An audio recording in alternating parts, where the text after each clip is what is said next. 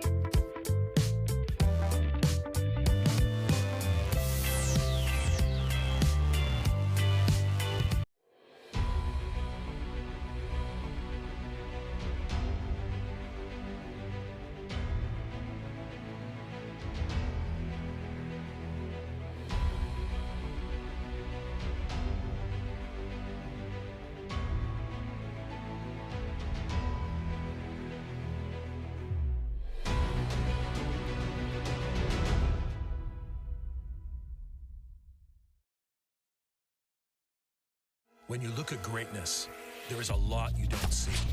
You don't see the path to greatness, where it starts, how far it can go, or what fuels each step. It's a thirst for more. A belief that no matter how great you are today, you can be even greater tomorrow. The greatest never settle.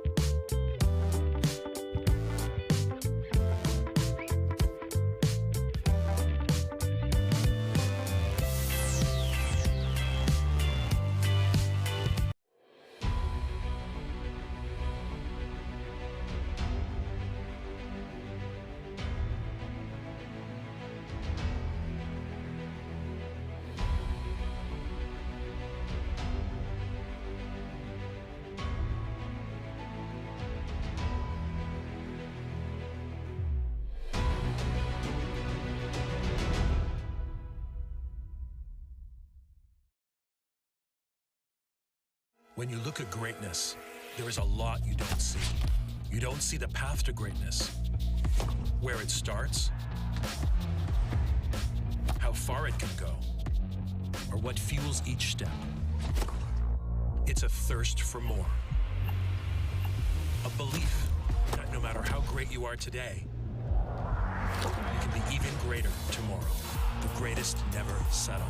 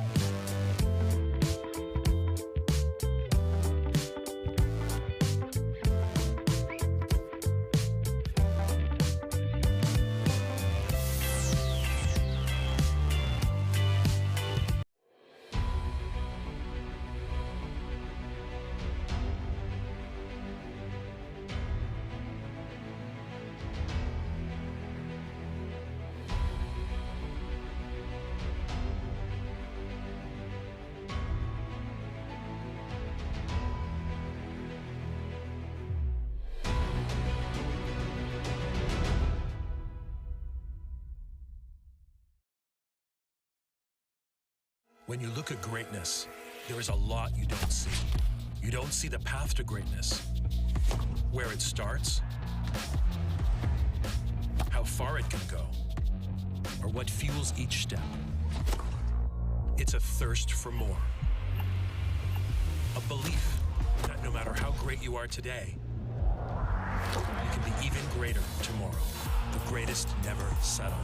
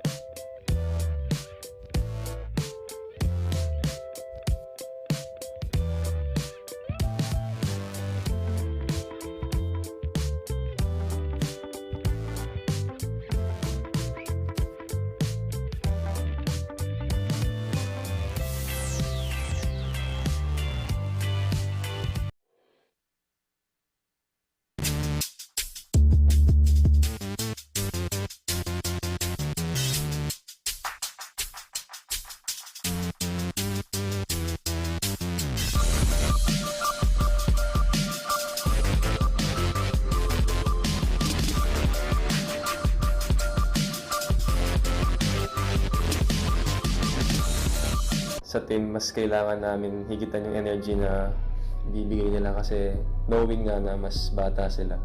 So dapat maglabas kami talaga ng effort para makuha namin yung first game. Of course, yung samahan namin dito, mas lumalakas pa. Tsaka we spread positive vibes, lalo na sa mga tao sa bench. Chine-cheer namin mga nasa loob ng court, lahat wala kaming hinahayaan na ma-down sa sarili niya. Binibigay namin yung support na kailangan nila. Yung team namin, mas maraming veterans, so we can play smarter than the youngsters ng San Juan, which can help us kasi mas maraming experience eh. Kumbaga galing na sila sa sitwasyon na ganito, mas alam na namin yung gagawin namin.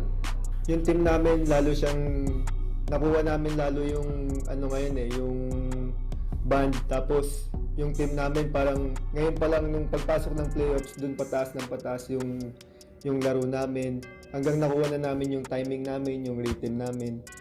Then swerte dahil hanggang ngayon healthy pa rin kami yung team namin, walang may injury, walang may nararamdaman na masakit.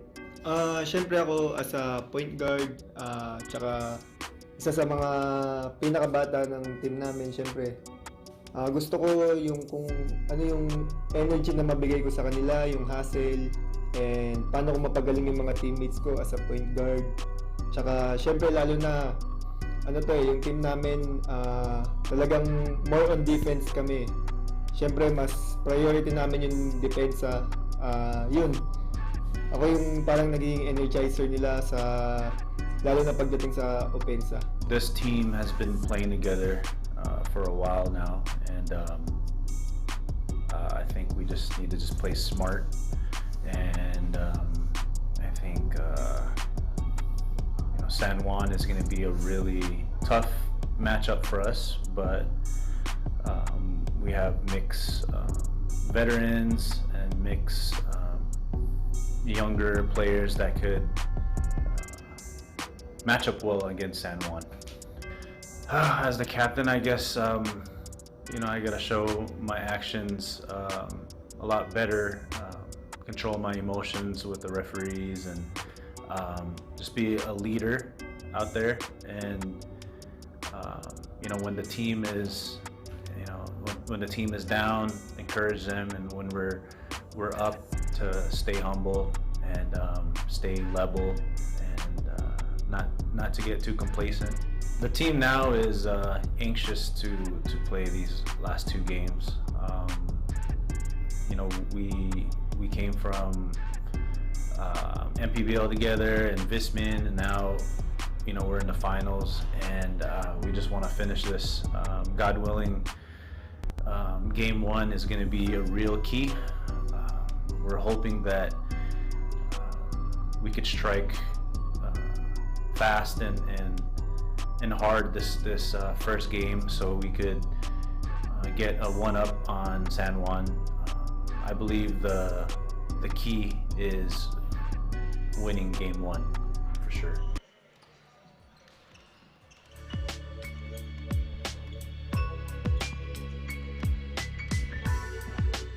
And this is it. The final battle will ensue. A best-of-3 affair for the championship dito po sa ating Philbasket Subic Championship. At we are right now here at the Subic Bay Gymnasium. Noel Zarate, kasama pa rin po si Javi Palanya.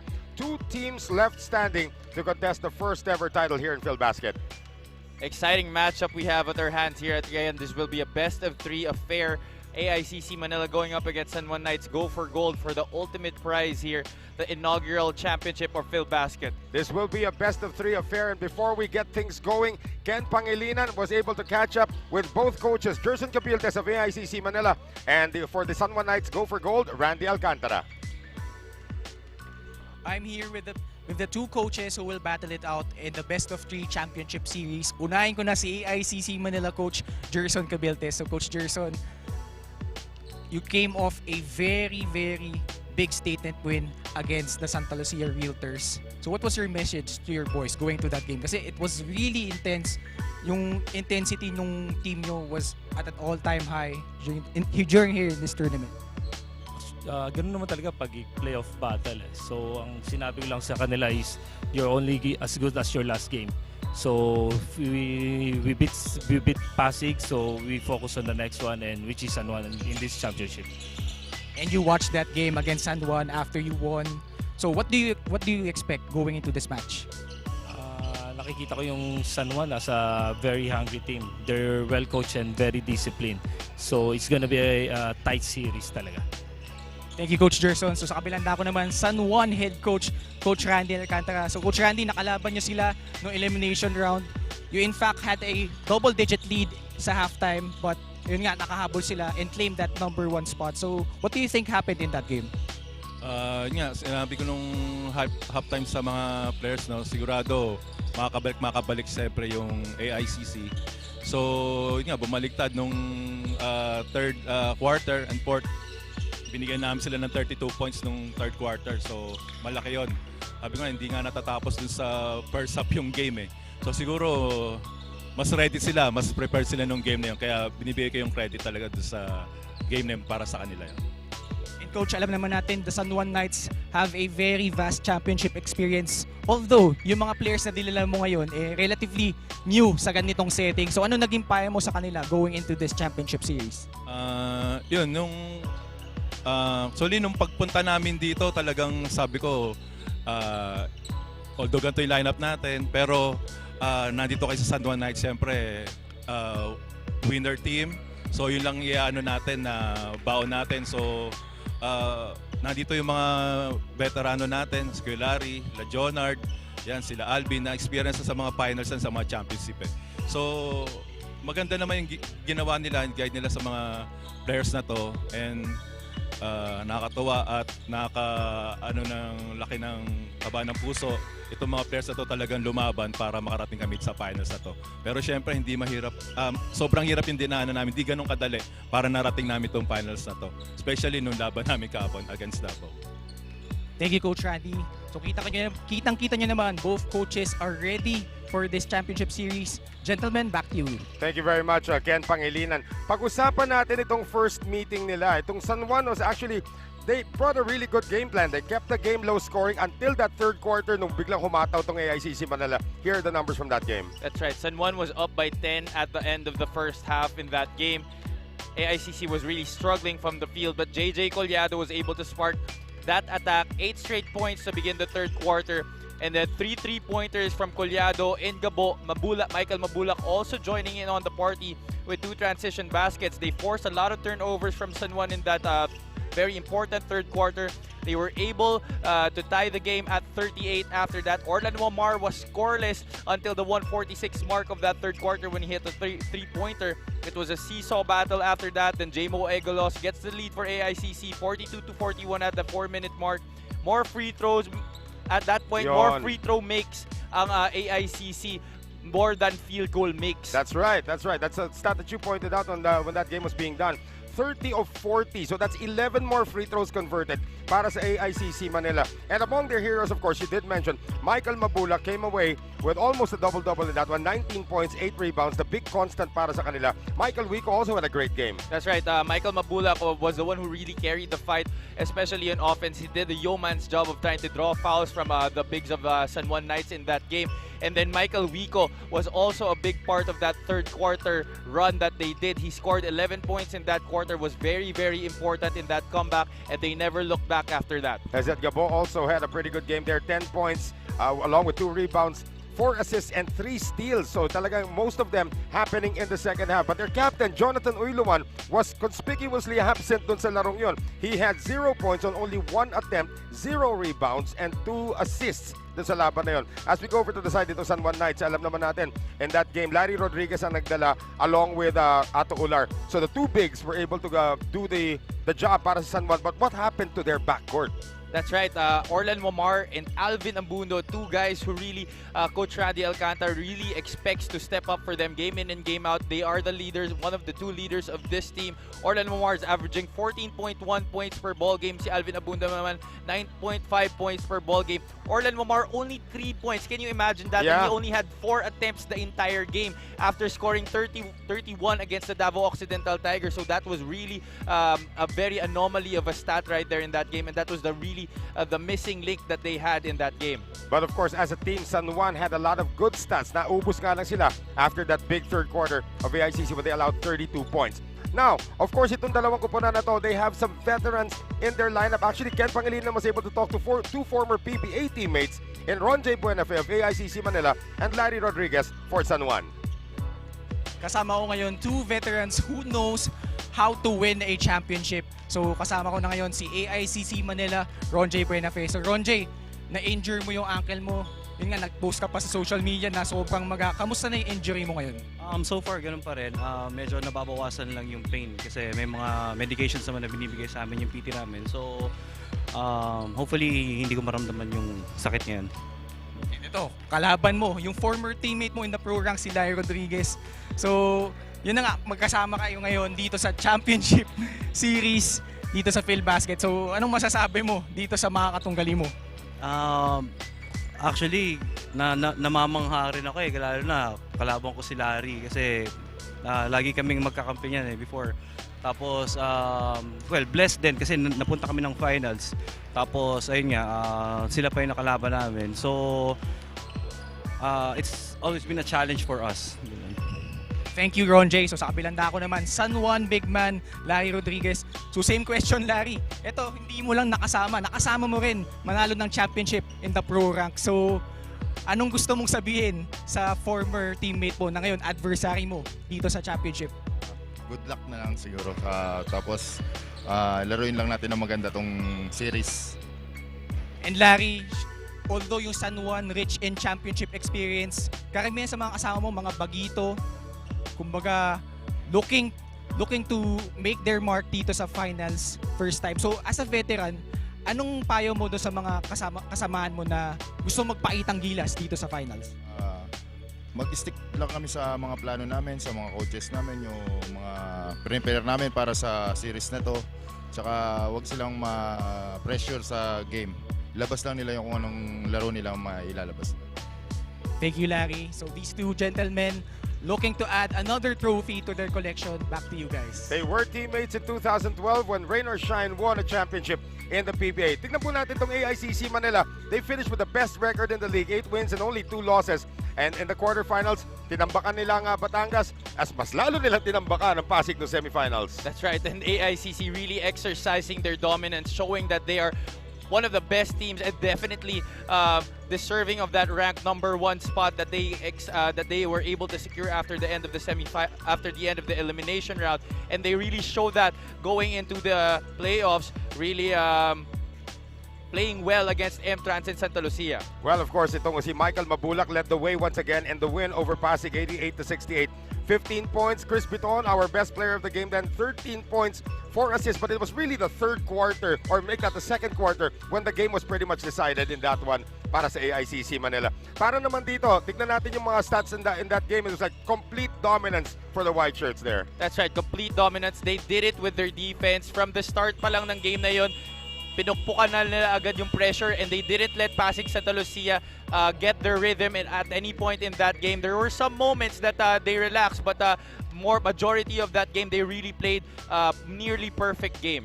We're going to take a break from talking about and breaking down these two teams as Ken Pangilinan is now going to introduce our entire lineup. And we're going to do this style FIBA yung gagawin natin dito. We will introduce the lineups of both teams. Of course, the last will be called out the starters, and then will be followed by the Philippine National Anthem. So at this point, we send it over now to Ken Pangilinan for that ceremony.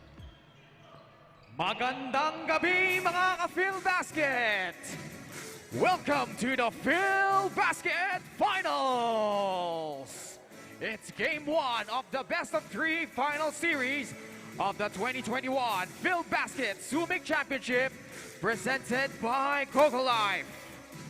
9 teams down, 2 teams remaining. It's AICC Manila versus the San Juan Knights. Go for gold! Let's meet our competitors.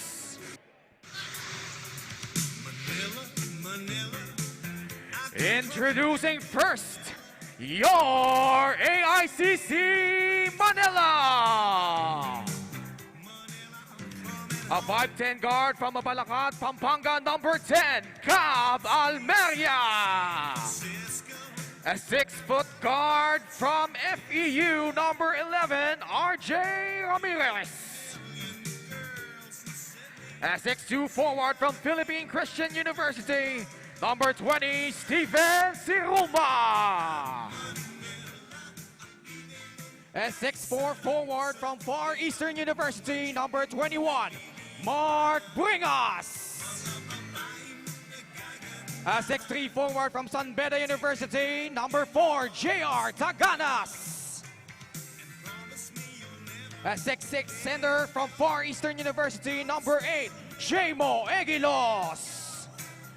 A 6'1 forward from San Sebastian College Recoletos, number 15, Bobby Balucanag.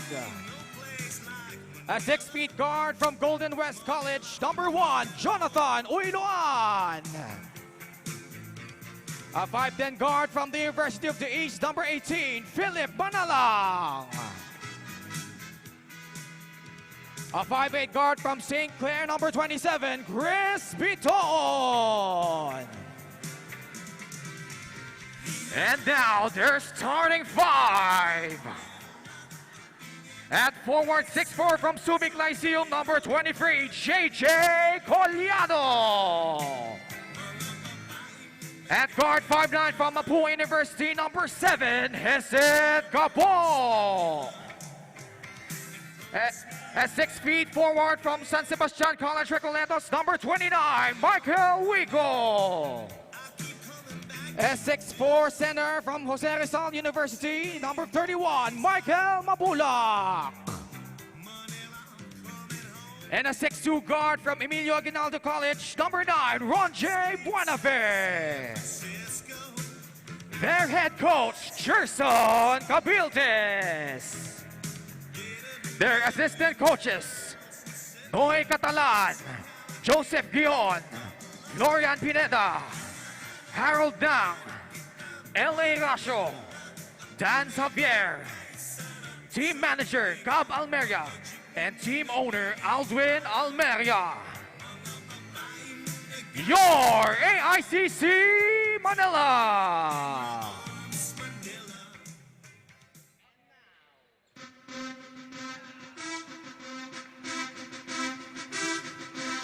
And now, your San Juan Knights go for gold! A 6'4 center from San Juan, number 27, Joseph Upalde. A 6 feet guard from Mapua, number 8, Brian Lacap. A 6'2 forward from CEU, John Orbeta. A 6'4 forward from Mapua University, number 13, Butch Gamboa. A 5'9 guard from the University of the East, number 3, June Manzo. A 6'4" forward from Culeo de San Juan de Letran, number 4, Ato Ular.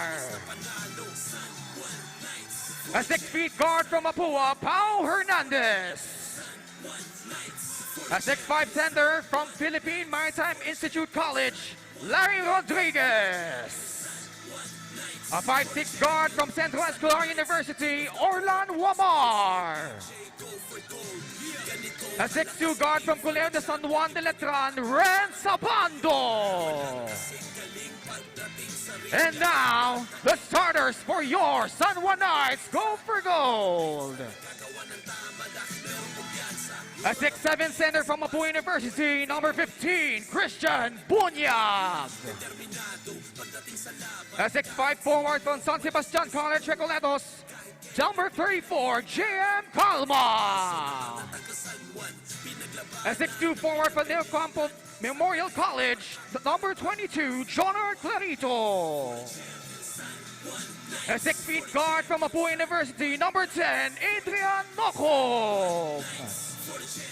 And a 5'8" guard from Central Escolar University, number 29, Alvin Abundo. Their head coach, Randy Alcantara.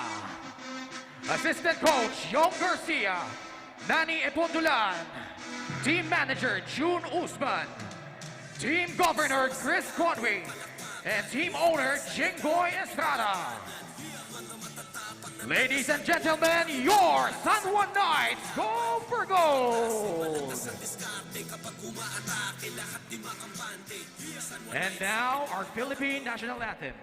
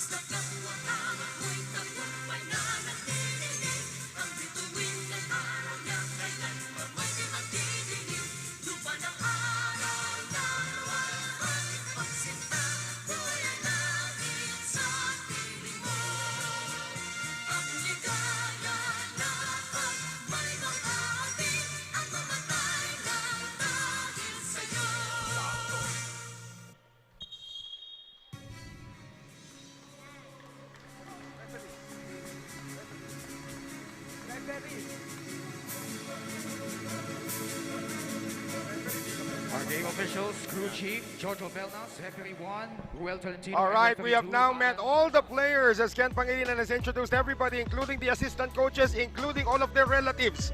Sa pag-uumpisa nitong ating Game 1 of the Finals. At ang aking starting 5, pinakilala na rin dito ni Ken Pangilinan as we are about to get Game 1 underway. Sige, tapusin na natin itong usapan natin kanina, Happy. Ito ko pa na naman na San Juan, of course, came away with a victory against Davao. That was a close one, 85-84. That's right, that crazy game we had yesterday, really living up to its billing. But just a slim 1-point win over the Davao Occidental Tigers. But really, San Juan was able to do it in the end game, sinking crucial baskets and making good on most of their field goals, shooting 48.3% from the field compared to just 45% for the Davao Occidental Tigers, and they were just steady in the end game. The free throws also played a very big factor in that game. 17 out of 19 free throws compared to just 5 out of 8 para sa Davao Occidental. Pablo Hernandez, of course, made his imprint on that game by finishing with 14 points, but Orlan Wamar went off for 26 points and only missed once in that game, went 7 of 8. Adrian Nocum also contributed 12 points, and they are now in the finals. Everybody thankful for that, but the battle has just begun. Let's take a look at the numbers from that last game. See that? 20 more field goal attempts itong Davao Occidental, but yun nga, the free throws was really the big difference maker in this game. 17 out of 19 free throws for the San Juan Knights, and they were just able to take advantage of that and took advantage of the miscues that Davao Occidental committed towards the end of that ball game. Well, of course, that's all ancient history, even if it only happened 24 hours ago. As AICC Manila and the San Juan Knights go for gold, battle for the championship. Game 1 of the best-of-3 series right now. Inintroduce na po ni Ken yung mga starters. Repasuin na rin natin ulit yung mga starters as we go into this one. San Juan, of course, in red. At ito naman kupunan ng AICC Manila is in white. And our starters, of course, who were called in earlier, is brought to us by TM Easy Surf 99. Hesed Gabo starting again here for Coach Gerson Cabiltes. Ron J. Buenafe starting today for AICC Manila. And Michael Wico, J. Collado at the forward spots. Michael Mabulac, the man in the middle para naman sa San Juan Knights. Orlan Wamar once again coming off the bench. Alvin Abando and Adrian Nocum will be starting in the backcourt. Christian Bunyag, who only saw spot minutes yesterday, will be the man in the middle for Coach Randy Alcantara. And John Clarito, JM Calma at the forward spots for San Juan. And of course, the starters brought to us by TM Easy Surf 99. Game 1 of the finals. It has all come down to this. So probably in the next 48 hours, we may see a champion. It might be within 72 hours. We will see. But again, this is now a series. First quarter brought to us by TikTok. First half won here by San Juan. At pagdating sa experience, of course, you gotta give it to AICC Manila. But again, San Juan, despite the rebuild, they have shown their blend of youth and experience has been a winning formula. It's a similar battle that they have here, talking about the San Juan Knights. When they went up the Davao against the Davao Occidental Tigers, it was also experience versus youth, experience versus energy. So they have definitely proven that they can go up against very experienced teams despite their young core. Here's JJ Collado, wants to get things going with a three-pointer. Michael Mabulac with his first of many rebounds again here today. Collado on the post-up. He has missed his first 2 attempts. And San Juan, you know this in your background na, in the background that San Juan has not sat down. They're still waiting for their first basket. Again, they are sticking to having itong si Orlan Wamar come off the bench, and that was effective yesterday against Davao. That's right. It was really effective. He scored 31 points yesterday. 26 points pala yesterday. And he was the spark that they needed coming off the bench. Well, ito sa mga kaibigan nating nanonood ngayon. Guys, you want to win 500 grab points? All you have to do is hulaan po kung sino ang player of the game natin. You can leave your guesses in the comment section. Lagyan nyo lang ng hashtag GrabKitchen500 for your chance to win 500 grab points. We have until the end of the third quarter para gawin yan. So the first point scored by Alvin Abando from the free throw line as the finals get underway. So the question is, do we leave on Monday or do we leave on Tuesday? Drive here, Michael Wico. Michael Wico gets AICC on the board with that floater. One of the important pieces that Coach Gerson Cabiltes relies on. And ito na nga yung pressure defense ng AICC. This has been the weapon that they have used all tournament long, and they really showed it yesterday against the Pasig Santa Lucia Realtors, not giving them any inch. Right, and off that turnover, points agad off the turnover para dito kay Michael Mabulac. Here's JM Calma. And he still can't get the first field goal of the game for San Juan. 4-1 po ang ating score. Gabo on his horse. Atras muna dito, Hesed Gabo, of course, a lot of quiet efficiency being shown by this young man out of Mapua. As itong si Wico comes up empty from the outside. It's a rare three-pointer coming from Michael Wico, but he did, of course, hit the game-winning three-pointer against FSD Makati Army during the elimination round. So this is a guy who is not afraid to take the big shot. And I like that you observed that si Ron J. Buenafe is starting here today. Usually comes off the bench, and the question is, his ankle did not bother him yesterday. Will it bother him again now? Doesn't seem like it as he gets the outlet pass to Mabulac. Now, so far, AICC able to dictate the pace here early on. The pressure defense, of course, that suffocating pressure defense is the catalyst for them to be able to execute in transition. John Clarito na nagbaba para dito sa kupunan ng San Juan Knights go for goal as the guards have been shut out so far.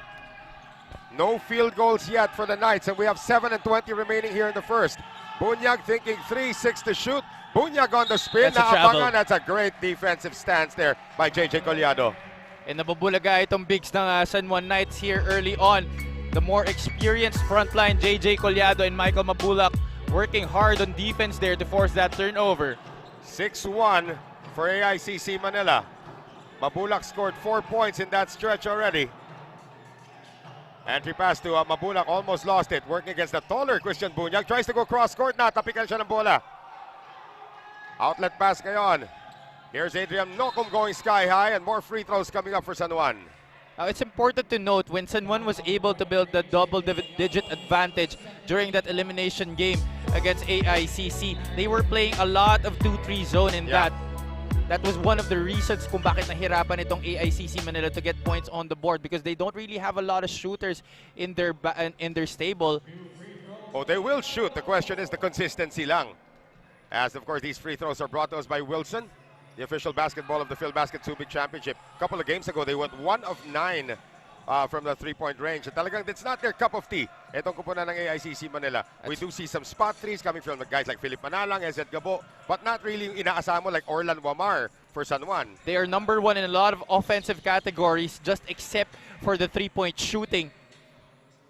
Probably call Jerson Cabiltes an old school coach then if he doesn't really use the three-pointers all that much. Another split from the line para dito sa San Juan as Larry Rodriguez has checked in. Wico attacks and scores! Well, one thing's for sure, Coach Jerson Cabiltes preaches efficiency, and that's the reason why pag pinasok niya ang mga players niya sa court, he expects them to give 100% effort, and that's also the main reason why they are doing excellent in this tournament because first to third group, parehong effort ang dinidisplay ng mga players ni Coach Jerson. Well, they finally get a field goal on a great pass from Abando to Bunyag. 8-4 po ang ating score. Salamat sa Coco Life, our official partner here in the Philbasket Subic Championship. As we come up on 6 minutes remaining in the first quarter of Game 1. Here's Abando. Battle for the rebound, picked up by Jonard Clarito. Was a non-factor yesterday against Davao, and he'll be called for steps. Another great defensive stop there by AICC Manila, and Michael Wico able to force that turnover against Jonard Clarito. Coach Yong Garcia immediately scolding itong si Adrian Nocum for his lack of lateral defense. So 8-4 ang ating score. Maraming salamat sa mga kaibigan natin sa Subic Bay Metropolitan Authority and the Central Luzon Regional Task Force. Hey, San Juan playing man-to-man here to start this game. So far, hindi pa naman nakakapiglas itong AICC. They led by 6 a few moments ago. An air ball para kay Michael Wico. Sabi ni Jerson Cabiltes, ikot mo pa yung bola. 0 out of 2 na. Yeah. So Michael Wico empty after 2 attempts from beyond the arc. He does have 4 points on 2 layups. Points in the paint, that's it. 4 layups para dito sa kumpanan ng AICC.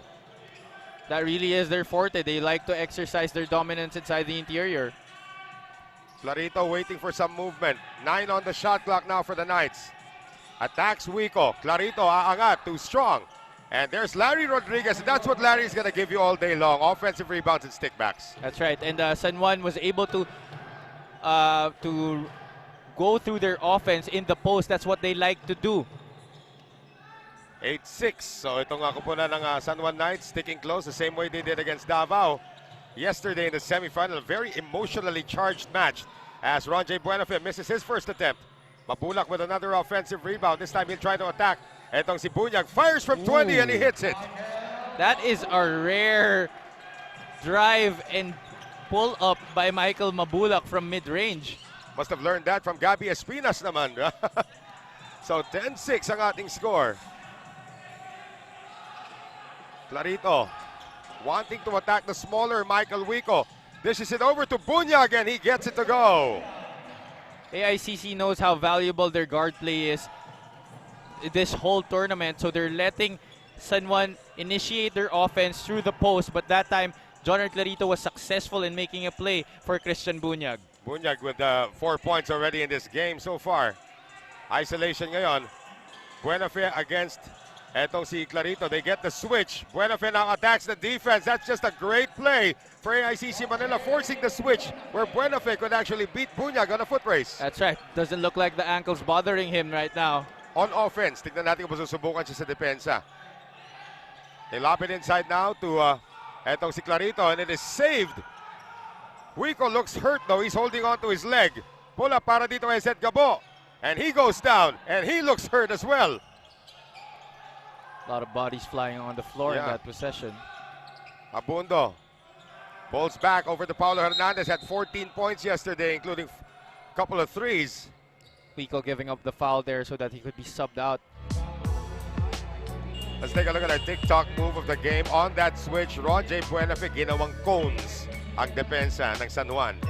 No resistance whatsoever on that drive by Ron J. Buenafe, finding himself wide open on that right side of the basket. Ito na yung balasan ng tao na magkabilang kupunan. Ato Ular and Rhenz Abando will see their first action para sa San Juan. And the captain, Jonathan Uiluan, along with Chris Bitoon and itong si JR Taganas in now for AICC Manila. Well, let's see what kind of impact Jonathan Uiluan will have on this game.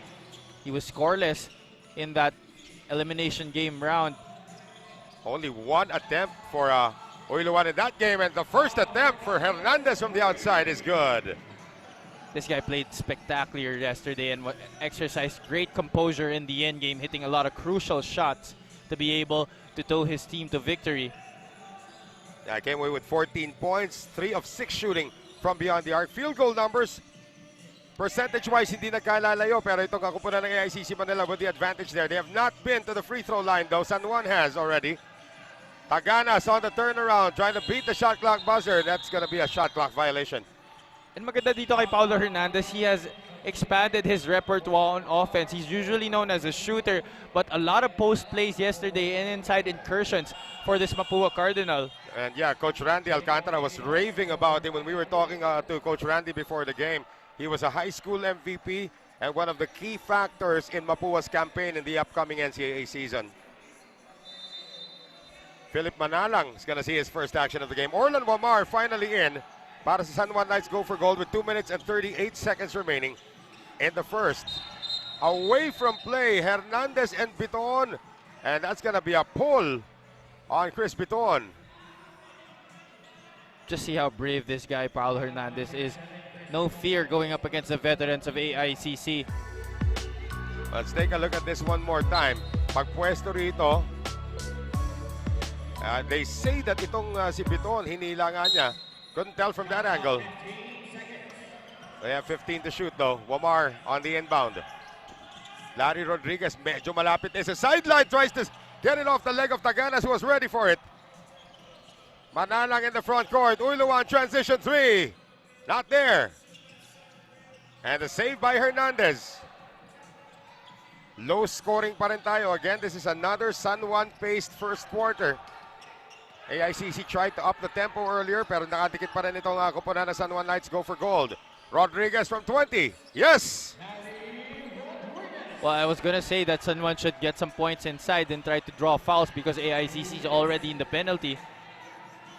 But Larry Rodriguez able to knock it down from his usual range. Right. Kanina 6-1 ang score in favor of AICC Manila. Now it is 13-12 in favor of the San Juan Knights. Go for gold as Philip Manalang is bothered by the defense of Wamar. And Taganas ran out of space. That's good defense there. If you're able to force Philip Manalang to take that difficult shot. A minute and 43 remaining dito sa ating first quarter. AICC Manila will try to go back to their pressure defense, but Orlan Wamar is a one-man press break. Getting it now to Hernandez, who likes this matchup against Bitoon. They get it out again to Orlan Wamar, and he will miss his first attempt. And then Orlan Wamar missed his the first time Orlan Wamar missed yesterday was in the third quarter. Uiluan for 3 again, this time badly missing that one. 0 out of 2 to begin this game. Jonathan Uiluan, former rain or shine Elasto painter. Kakampiyan nila Ron J. Buenafe at Larry Rodriguez. So they're all making a reunion of sorts here in the finals. A minute and 12 remaining here in the first. San Juan trying to up their 1-point lead. Here's the youngster, Rhenz Abando, and here he is going to learn a lot going up against Jonathan Uiluan. Well, we can remember that elimination game that Ron J. Buenafe was the one guarding Rhenz Abando. Right. Right now it's Jonathan Uiluan drawing the defensive assignment on this youngster. He's going to earn the stripes here against the former PBA players. Look at the team foul situation. AICC Manila already in the penalty. San Juan 0 fouls.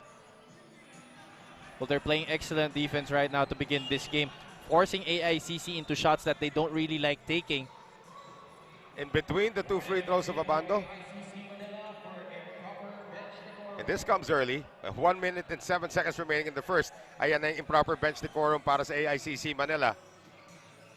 Rhenz Abando, good on 2 free throws, his first points of the game. And one good thing that the San Juan defense is able to do right now, they're able to keep AICC Manila out of the interior. Look at that free throw story right there. No free throws yet for AICC. Samantalang 4 out of 6 na itong San Juan Knights. The whole bench of AICC applauding the first foul of the game for the San Juan Knights go for gold. May improper bench decorum niyan kanina. I don't know if they're gonna get teed up for this one though. O, may tinanong lang daw ang ating referee. Pwede naman magtanong yung referee eh. Kinabahan yung AICC. Lumapit yung referee. Biglang tumahimik eh. Taganas, Bitoon. It was a late bloomer yesterday when he scored his 13 points, most in the second half, and he will start today with his first attempt going in. That's right, he only had 5 points in that first half, but proceeded to score 8 in the second half to finally really secure that victory for AICC Manila over Pasig Santa Lucia. Oh, that's going to be an offensive foul called on Larry Rodriguez. And more importantly, that's going to be his second. And also 2 team fouls for the San Juan Knights go for gold. And he was trying to pin down itong si Philip Manalang. And he got a little too aggressive that time. So Bunyak is going to return. Larry Rodriguez still has words for our officials. Chance to reclaim the lead with 30 seconds remaining here in the first quarter. J-Mo Aguila seeing his first action of the game. 2 screens provided for Chris Bitoon. 9 on the shot clock. Bitoon from 20, no. Battle for the rebound. Rhenz Abando comes away with it. Last shot could belong to San Juan. Knights with a 1-point lead now. Abando wants the baseline. Pulls up. Good challenge that time by Aguilas. Offensive rebound for Bunyag. Hook shot is short. And AICC Manila, they can put this up right now. Almost. Galing dito kay Philip Manalang. So it has been the San Juan Knights go for gold, playing good defense so well that there have been no free throws allowed para sa AICC Manila, who wanted to start off in a very, very hot way. Michael Mabulac and Michael Wico getting the first 8 points of the game, but then the bench started coming in para dito sa San Juan Knights go for gold. Sa pagpasok doon, itong si Paulo Hernandez. We will have the second quarter when we return. Stay with us.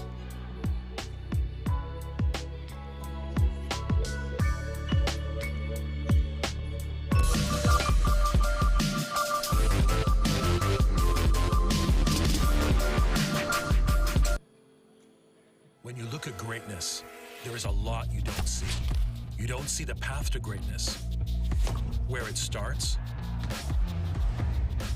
how far it can go, or what fuels each step. It's a thirst for more. A belief that no matter how great you are today, you can be even greater tomorrow. The greatest never settle.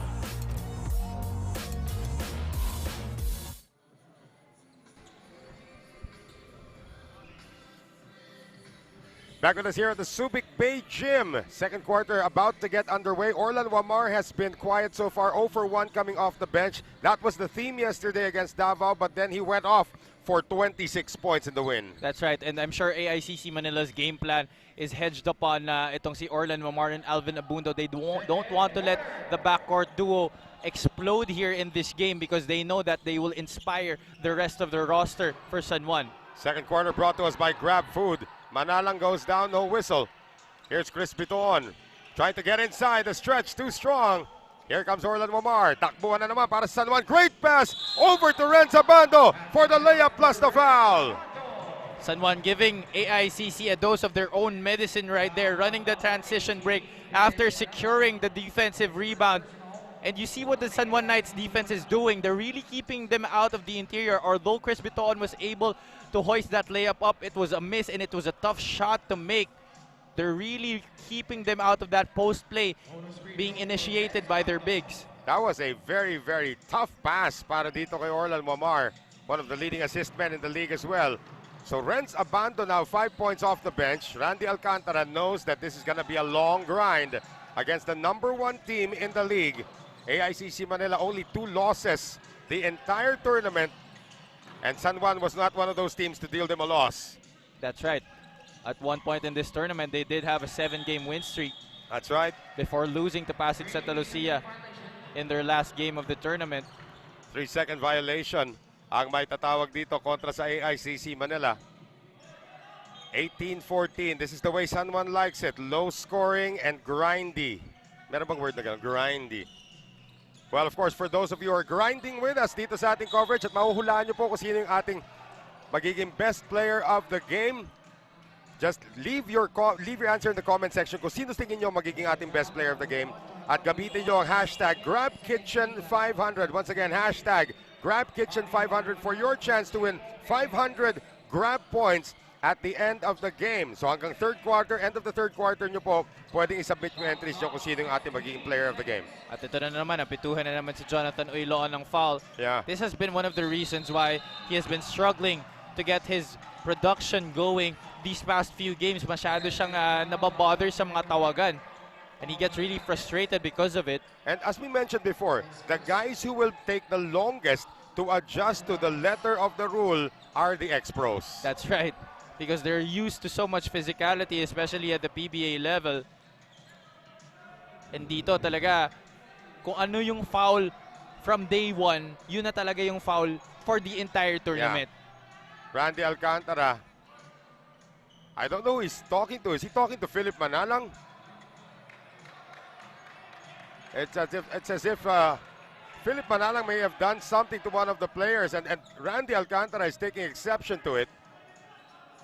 They're still looking at that last play, and Coach Randy is really unusually miffed.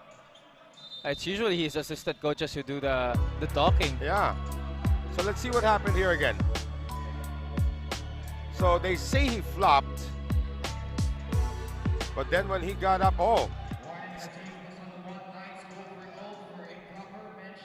yeah, that's to settle the entire bench down para San Juan. So may sinabi pa si Philip Manalang kay Paulo Hernandez. And you know, coaches in the college level, they treat their players as their children. Exactly.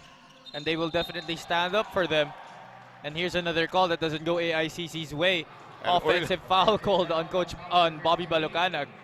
And Jonathan Uyloan wanted to complain but decided not to. Obviously naman, Bobby moved into the path of Paulo Hernandez. That is something our officials won't hesitate to call. That slight movement on any pick. Right. Yesterday we saw a bunch of that, the machete picks coming from Alan Santos. Over a minute gone by pa lang sa ating second quarter, parang ang dami na nangyari. In fact, wala pang nangyayari because our score remains unchanged. 18-14 ngayon, Wamar before the shot, on the ground, acknowledged by Manalang. And we're barely 2 minutes into the second quarter. Manila already on the limit here. Yeah, 14 fouls na. So Hesed Gabo is gonna come back in para dito kay Philip Manalang. Wamar, bibigay kay Hernandez. That's an obvious one for Hesed Gabo. And the referee looked at Gabo say, oh ano? Look at this again. Look at the referee. Look at the referee. Oh.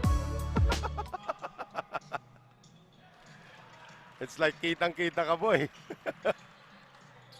Like to take this opportunity to give a shout out to Jigs Reyes. Thank you for watching, brother. I want to say hi to Mikey Reyes, by the way. Is he watching? I think he is. Mikey, kung nanonood ka, galawin mo yung baso. 19-14 ang ating score. The lead is 5 for the San Juan Knights. Go for gold. Here's Taganas, momentarily open. Ibibigay kay Bitoon. Ang daming pick na binibigay kay Bitoon, but the defense of San Juan is still there. 7 seconds to shoot. Gabo, 5 on the shot clock. Gabo, 3 on the shot clock. Gabo, foul on the ground. Acknowledged by Paulo Hernandez. That was 23 seconds of great defense. You see how extended that defense really is. They really are preventing them from making any inside incursions. Alam nila pag nakapasok na sa paint itong AICC Manila, a lot of good things happen for them. We're gonna have Adrian Nocum check back in as ito naman si JR Taganas was replaced by Michael Mabulac. I'm wondering why Michael Mabulac was lifted so early in the first quarter. He had a good start. Yeah, not in foul trouble just yet. Oiluan, nice fake. Oiluan, three-pointer, still nothing. 0 for 3 from beyond the arc for the captain of the AICC Manila squad. AICC Manila is now 7 out of 20 from the field. Here's Rhenz Abando, 5 points already across his name. Fall away is good. That's another facet of his game that has been developed and that we have unraveled here in this tournament. He doesn't really post up a lot and take those turnaround shots. He's usually more of a slasher and hits those occasional threes.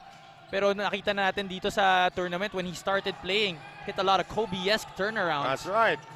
Gabo gets it back though. As we thank our friends from Coco Life, our official partner here in the Philbasket Subic Championship. San Juan, they had a 7-point lead earlier. That was the largest in the game for them. And they are going to Abando. Working against Oiluan. Series of fakes, gets the baseline, and there he goes again. Did you see that shimmy? Why, this kid's special, huh? Back to a 7-point lead and a turnover. Wamar does not have to score right now, but he will try to, and he does! 10-point lead for the San Juan Knights. Go for gold on the Orlan Wamar triple, his first field goal of the game. And suddenly, the guns that were silent have now come off. Etong si Rhenz Abando just making mincemeat of the defense. Etong si Jonathan Oiluan, and in transition, one of the best in doing that, Orlan Wamar. Timeout called, and this timeout is brought to us by Astig Roasters.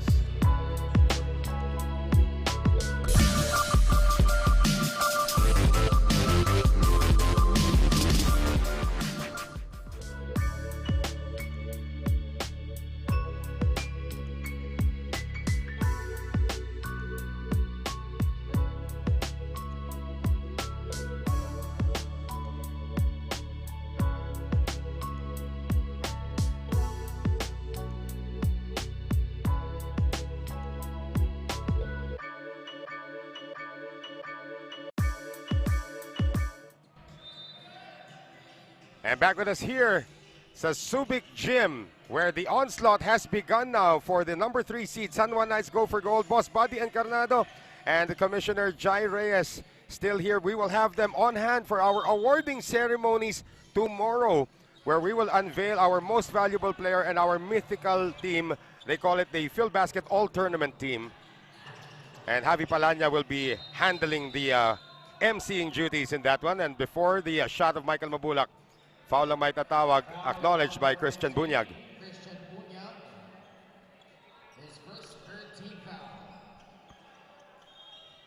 Well, AICC Manila finding themselves in a 10-point hole at the 6:57 mark of this second quarter.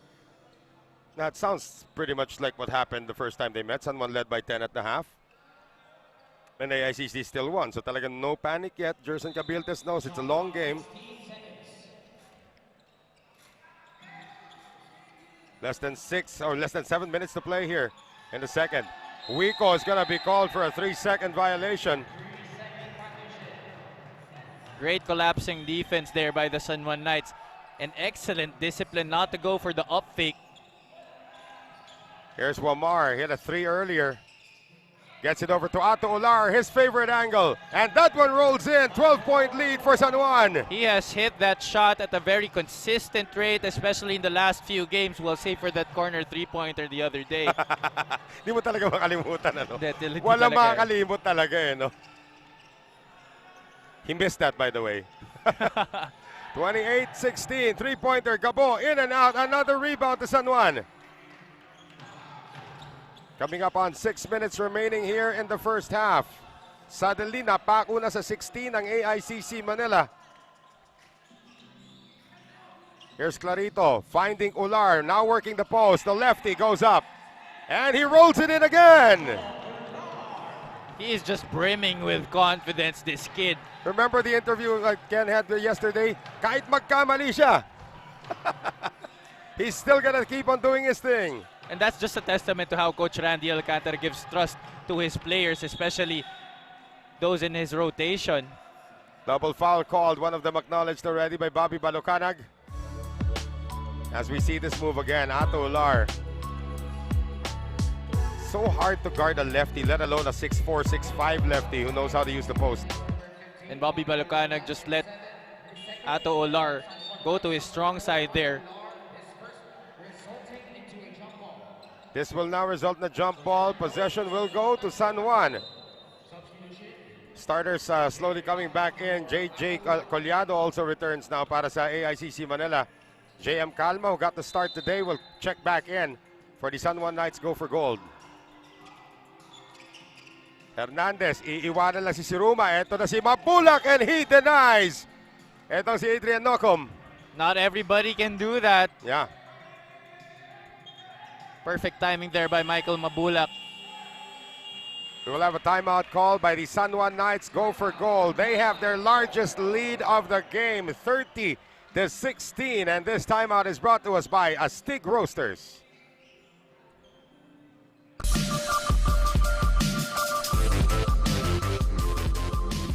When you look at greatness, there is a lot you don't see. You don't see the path to greatness, where it starts, how far it can go, or what fuels each step. It's a thirst for more. A belief that no matter how great you are today, you can be even greater tomorrow. The greatest never settle.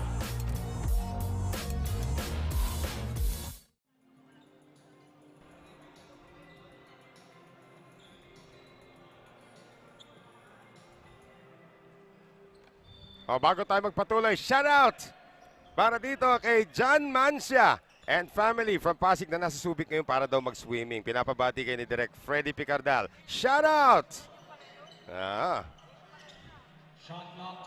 Shot clock. 20 seconds. We're trying to have fun here. Ilang araw na lang tayo dito, Javi. We've been here for nearly a month and it's been an enjoyable run the whole time. I'm sure I'm gonna miss this experience. 15-2 run ongoing para dito sa koponan ng San Juan Knights. Go for gold. At may pagkakataon itong AICC na makadikit dito. Again, they're down by 14 points. I'm trying to remember the last team that led by this much against AICC. Parang wala pa. Parang wala pa, di ba? Because like the biggest lead that any team has pinned on them was a 12-point lead at most. Yeah, that was, I think, M-Trans, Boracay de Lea, Batangas City, Tanduay Athletics did that to them during the elimination round. Pero nakahabol din itong AICC Manila. Again, they have so many veterans on this team that you cannot just take it easy despite the fact you're leading by 14. That's right, and no lead is safe with the white shirts. No lead is safe here in Filbasket. Oh, Siruma. He put his arm down. I mean, he could have gotten the steal if he just kept his arm up. And he is still trying to argue his case. Ayan, the arm went down doon. That's when the referee whistled him. And he's looking at the replay. He went over straight to the where the referees are, and he's, sige, replay nyo nga ulit. It is very clear. Well, that's gonna mean free throws. Nasa penalty na po magkabilang kupunan. And Adrian Nocum is going to shoot free throws. So Adrian Nocum apparently has already played pala in the NCAA. That's right. Coach Randy Alcantara corrected us. I've been saying this whole tournament that he hasn't played in the NCAA yet. Yeah. Kasi sabi sa akin ni Mikey, wala akong naalalang Nocum nung nagko-cover ako ng NCAA. Well, baka ba-absent siya nun. Free throw, of course, brought to us by Wilson, the official basketball of the Philbasket Subic Championship. That is, I'm not sure about this call. It looks like Collado was already across an established position when the backing violation was called by our officials. And Jerson Cabiltes is not happy about that.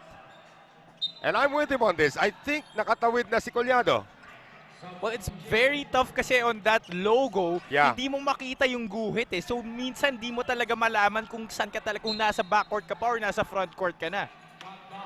I'm sure they're gonna review that. I mean, I saw that JJ Collado may have already gotten across.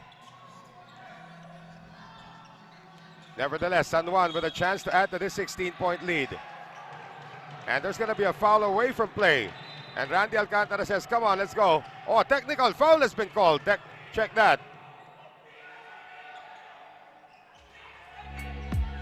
Let's see this one again. Where was JJ when the call was, when the 1, 2? That's right. And they have been signaling everybody to go back to the bench here.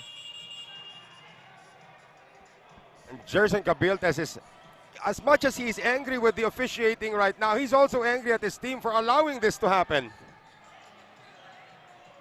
That's right. I mean, the officiating may be one part, but their subpar play, especially on the offensive end, and letting San Juan get what they want on offense has been a factor why they're already down by 16 at this point, and Orlan Wamar can extend that lead to 18 points. 17 with this technical free throw.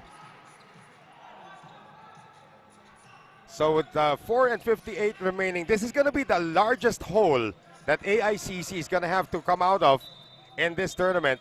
And Commissioner Jai Reyes is now at center court. Looks like he's going to call both coaches. I mean, Jai Reyes is a basketball player, and he knows what's going on here. So he's going to call both coaches. There he is, Commissioner Jai.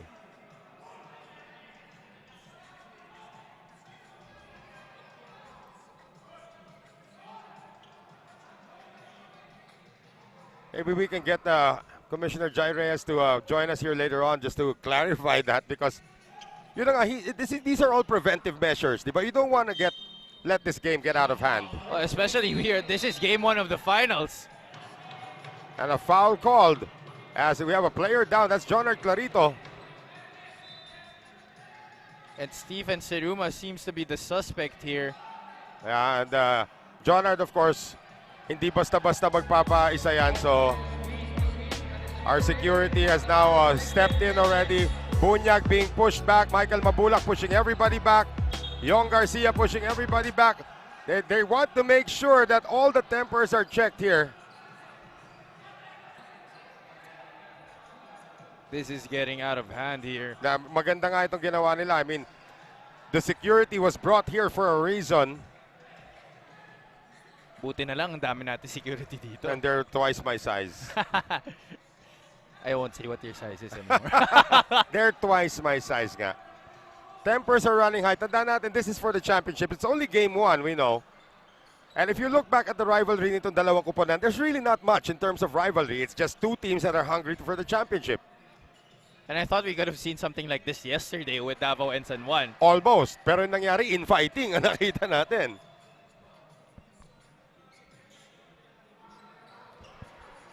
Jerson Cabiltes making sure that his squad is checked. Randy Alcantara making sure that his side is checked. We are just in the second quarter, Noel. Yeah, that's how we important have barely this is. crossed the midpoint mark of this period. And tandaan natin na there's also a lot at stake here. These players, these coaches, everybody here have been away from their families for almost a month. Exactly. They're deeply invested in this already. Exactly. I mean, it has been very hard for them, you know, playing away from their families. Of course, they are playing the game that they love, but being away from their families for a long time, not seeing them, and, you know, having a daily routine that's practically made them robotic almost. Yeah, but also made them brothers. Yung pa isa rito.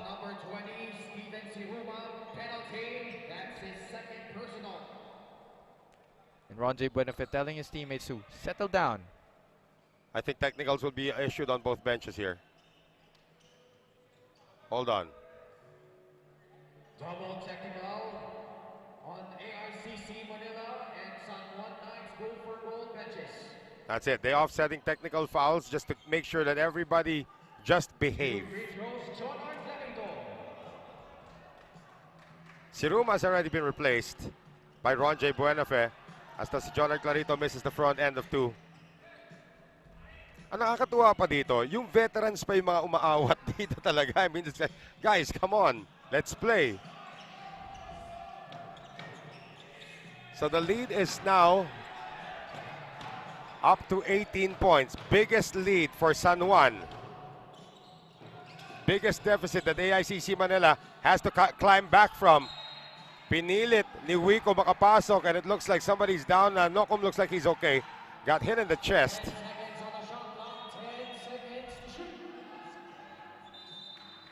A little out of control, Michael Wico, on that play.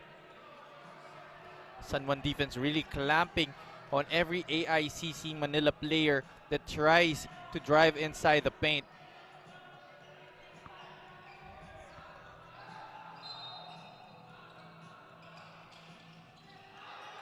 Here is Ronjay Buenafe. Shot clock at 6. Buenafe, pinilit, nasupalpal doon. Ito si Nocum. Wamar into the front court now. 4.5 to play here in this very, very colorful second quarter. Nocum against Wico. Ah, ha, ha, ha. You got caught, boy.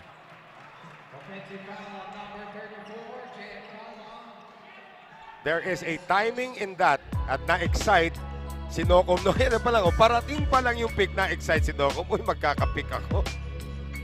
That's right. It's very important for the ball handler to be able to use the screen properly, because if he doesn't time that well, which is what happened to JM Calma right there, an offensive foul may be called.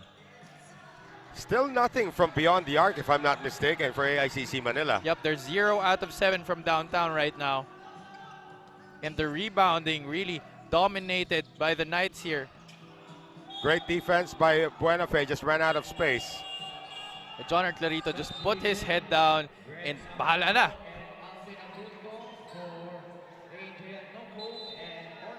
So Wamar and Nocum sit, Abando and Abando check in. Exactly 4 minutes remaining here in the second quarter. San Juan Knights go for gold, up by 18 against the #1 team in the league, AICC Manila. Bunyag. And that one drops. That was supposed to be a turnover already.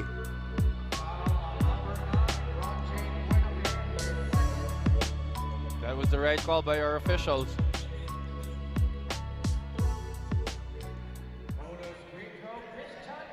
Bunyag now can make this a 21-point lead. He does not.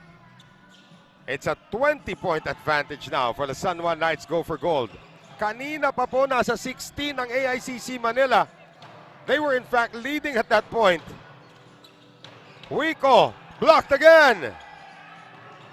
He's just forcing everything right now, talking about Michael Wico. He has to get his other teammates involved. Clarito fires over Buenafe. That's a miss. Last touch on Bunyag.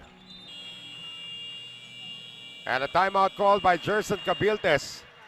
If I'm not mistaken, Manila has been scoreless for about 5 minutes, maybe even more here in the second quarter. It is 36-16 for San Juan. Timeout brought to us by Stig Roasters.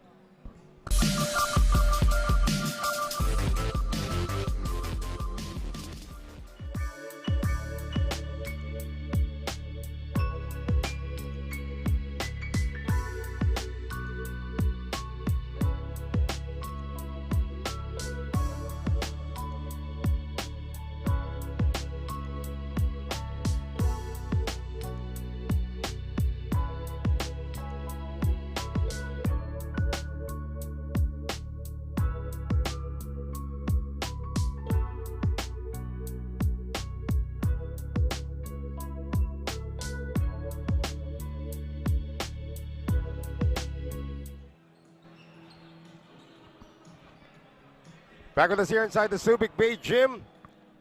This apparently is getting out of hand already para dito sa AICC Manila. They have now allowed San Juan na tambakan sila ng 20 points. They've only scored 1 point in this entire second quarter. They finished the first quarter with 15 points. And they have been just scoreless after just scoring 1 point in the start of the second quarter. Look at how many fouls have been given up also here by AICC in the second quarter alone. 11-5. Collado on the spin. Drops it inside to Mabulac. Still no field goal for AICC Manila here in the second. Gabo. First field goal for AICC Manila here in the second. And the first 3-point conversion. Abando naipit. Abando has it now. Abando will attack. And he puts it up and in.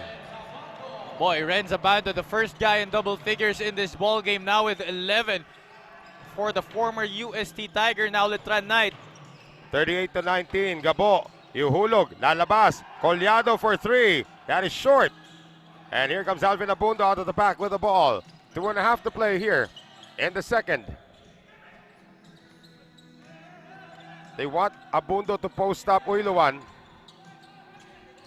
Well, he has been successful in the past tries. Let's see right here. Here comes the double team though. They get it to Bunyag on the hook shot. And here comes AICC Manila. Hesed Gabo has got the speed advantage over everybody. And Collado gets to the free throw line.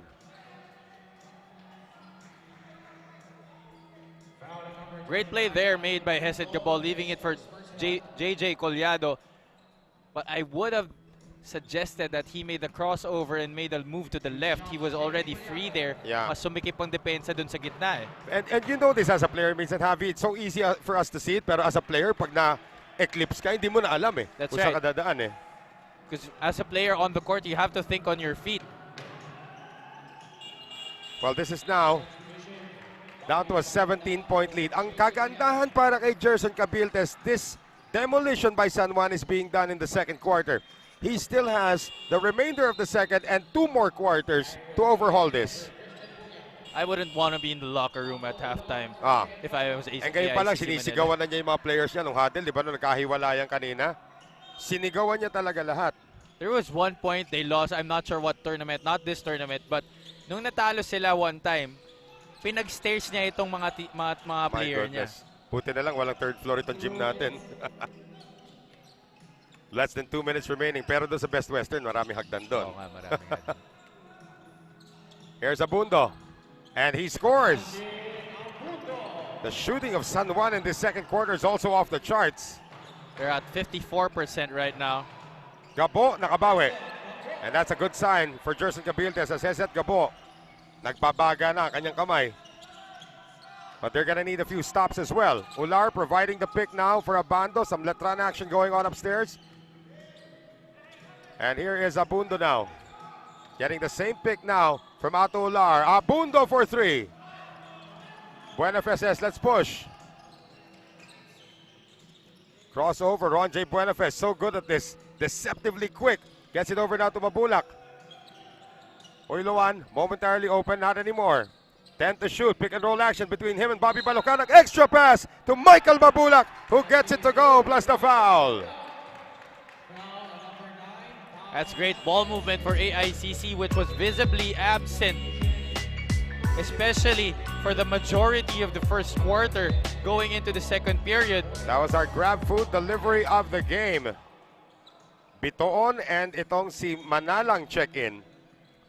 So I would venture to say this is 4 guards because Balocanag was listed as a guard. Well, I'm not sure about the substitution though. Coach Jerson Cabiltes opting to sit Hesed Gabo back down on the bench after scoring 7 points. Okay. I didn't see that. Sumesenyas na kanina, pagod na ako, Coach. We're going to have a timeout here called by San Juan Knights Go for Gold. 1:02 remaining in the second. We have this timeout brought to us by Astig Roasters.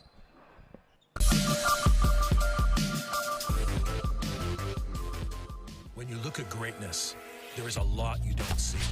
You don't see the path to greatness, where it starts, how far it can go, or what fuels each step. It's a thirst for more. A belief that no matter how great you are today, you can be even greater tomorrow. The greatest never settle.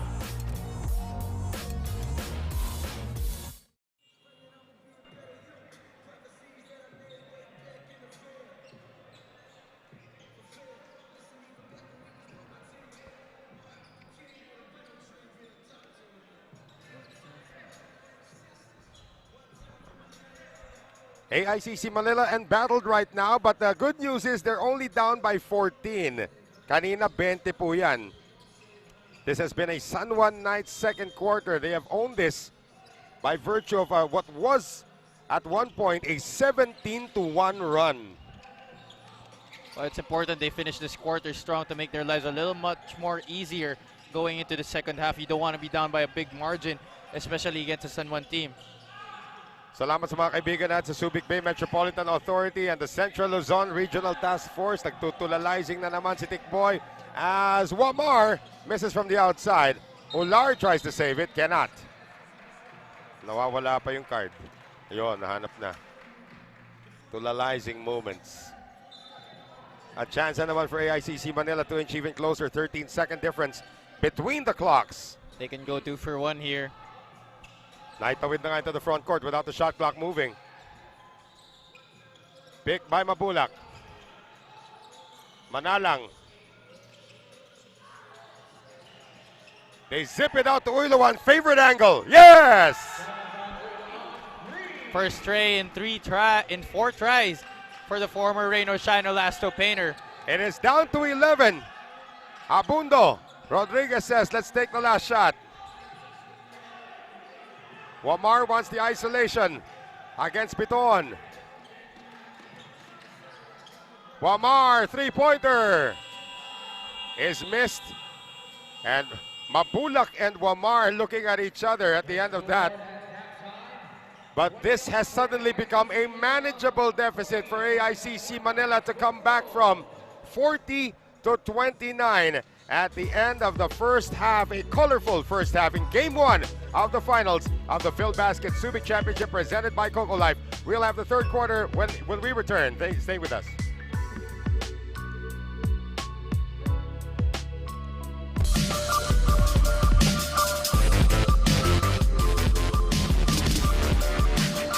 Yun nga, so bago pa lang kami pumasok dito sa bubble, alam na namin na bata kami.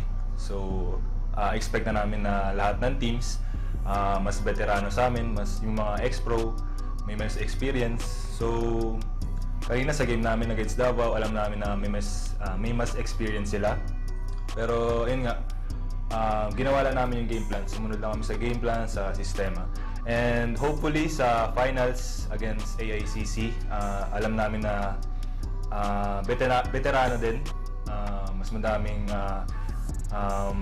kumbaga mas athletic, ganun. Pero yun nga, same pa rin, gagawin pa rin namin yung sistema namin, yung game plan namin. So sana makuha namin yung championship sa finals. Okay naman, so far nakapag-adjust naman, lalo na bubble, mahirap nga ang bubble life. So hindi rin naman ako nahirapan personally kasi yung coaching staff kilala ko na rin. And yung buong team, lalo na yung mga nauna sa amin, yung mga naiwan, winelcome nila kami sa family nila, sa San Juan Knights family. Especially kay Sen, na winelcome din kami sa lahat ng supporters, management, sa mga bosses ng San Juan, winelcome nila kami. So nakapag-adjust din kami. Sa mga interviews, lagi kong sinasabi na magiging role player lang ako. Kung ano yung ibibigay na role sa akin ng mga coaches, yun lang yung gagawin ko. Pero yun nga, sa lahat ng ipapagawa sa akin ng mga coaches, laging best effort yung binibigay ko. And yun yung napag-uusapan lahat ng buong team. Best effort lang. And ayun, sistema, game plan, and hopefully makuha talaga namin yung championship sa finals. Yung magiging role ko, big role ko, yung sa pagbantay sa big man, yung mga rebound, offensive rebound, defensive rebound, and yun yung masasabi ko pwede kong maging role at matutulong ko sa team. Yung mga big man nila talagang competitive, malalaki, talagang physical sila, mas nakakaganang maglaro pag mas malakas, talagang na-challenge ka, lumalabas yung talagang laro mo.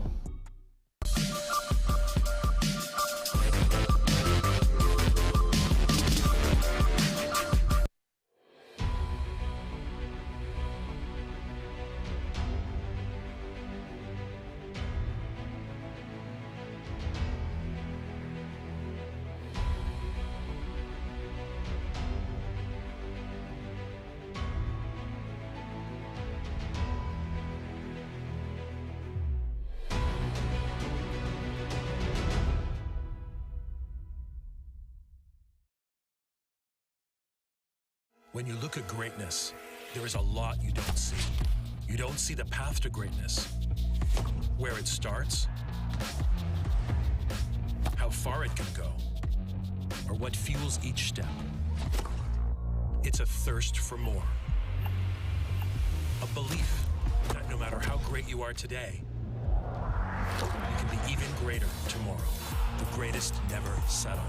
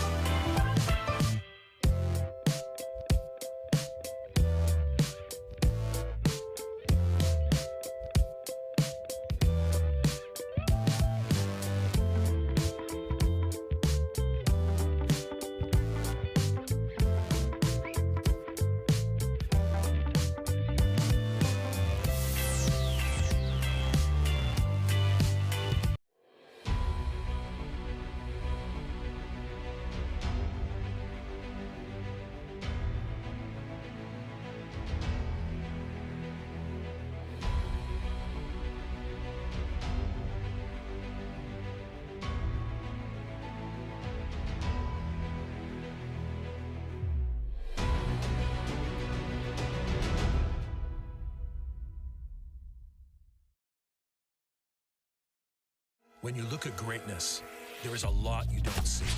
You don't see the path to greatness, where it starts, how far it can go, or what fuels each step. It's a thirst for more. A belief that no matter how great you are today, you can be even greater tomorrow. The greatest never settle.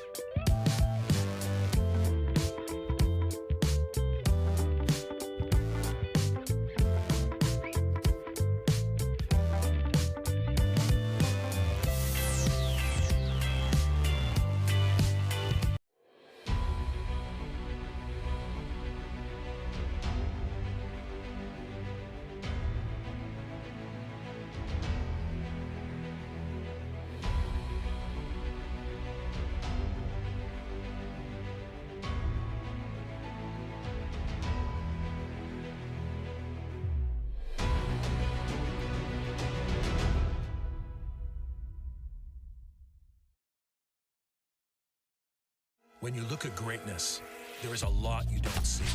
You don't see the path to greatness, where it starts, how far it can go, or what fuels each step. It's a thirst for more.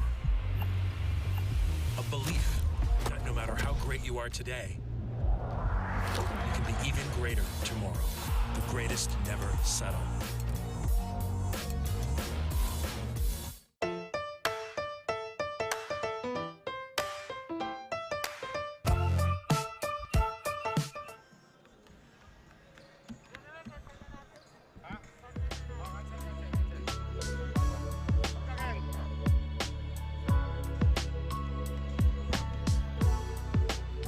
$40-29 at the half here in Game 1 of the finals. Itong ating PhilBasket Subic Championship presented by Coco Life. This was once a 20-point lead para sa San Juan. Pero nakasagot nga late in that first half itong kupunan ng AICC Manila. It was a very emotional second quarter to say the least. Javi Palanya. That's right. And San Juan being the team that had the most composure in that first half. AICC really falling in shambles already, and you would think that they would dig themselves an even deeper hole with the mistakes that they were making, but buti na lang during the tail end of that second quarter they were able to keep themselves in check and make crucial baskets to be able to cut down what was once a 20-point lead. It was at one point a 17-1 run para dito sa San Juan Knights go for gold, but the three-point shooting that they don't usually use is what actually kept them in the game. That's right, and you see here the field goal story, 50% for San Juan compared to just 34 for AICC. The defense really of San Juan keeping AICC from doing what they want. They're keeping them out of the interior. And look at the free throw story. 10 out of 15. San Juan was able to draw 11 fouls from AICC Manila just in the second quarter. And the points of turnovers, 8 na para dito sa San Juan compared to just 2 for AICC. Well, of course, itong kupunan ng AICC Manila, we were mentioning earlier that that's the biggest hole that they ever have to come back from. They're doing a good job so far. Of course, our halftime stats brought to us by TM Easy Serve 99. Let's take a look at our leading scorers now, brought to us by Grab Food. Michael Mabulac once again leading the way para dito sa AICC Manila. Hesed Gabo catching fire towards the end of that second quarter, who now has 7. Michael Wico with 4, but he has been struggling actually this whole ball game. Jonathan Oilo unable to hit his stride, knocking down that 3-pointer towards the latter end also of that second quarter. Para naman sa panig ng San Juan Knights, Rhenz Abando, the only guy in double figures in this ball game to lead all scorers with 11. Christian Bunyag is the surprise guy here for San Juan, 6 points already, and Paulo Hernandez and Larry Rodriguez with 4 apiece. But this is still following the same script as the first meeting that they had. Ganito rin yung lamang ng San Juan at the half. It was actually 10 points. Now it's 11 points. But itong kupunan ng AICC Manila has kept the guards of San Juan in check. Third quarter brought to us by Wilson, the official basketball of the Philbasket Subic Championship. And they start off with a turnover. Bad pass by Balucanag. Rhenz Abando getting it now to Alvin Abando. Abando on the fall away. And here comes Philip Manalang. Finding Bobby B. It looks like Bobby might have injured his ankle there. The lead is down to single figures. Excellent recovery on that pass there. Oh, look at JM Calma putting the moves on Balucanag and getting it to Christian Bunyag. Well, Calma recognizing that Bobby Balucanag got a little bit winded there nung last fast break attempt niya.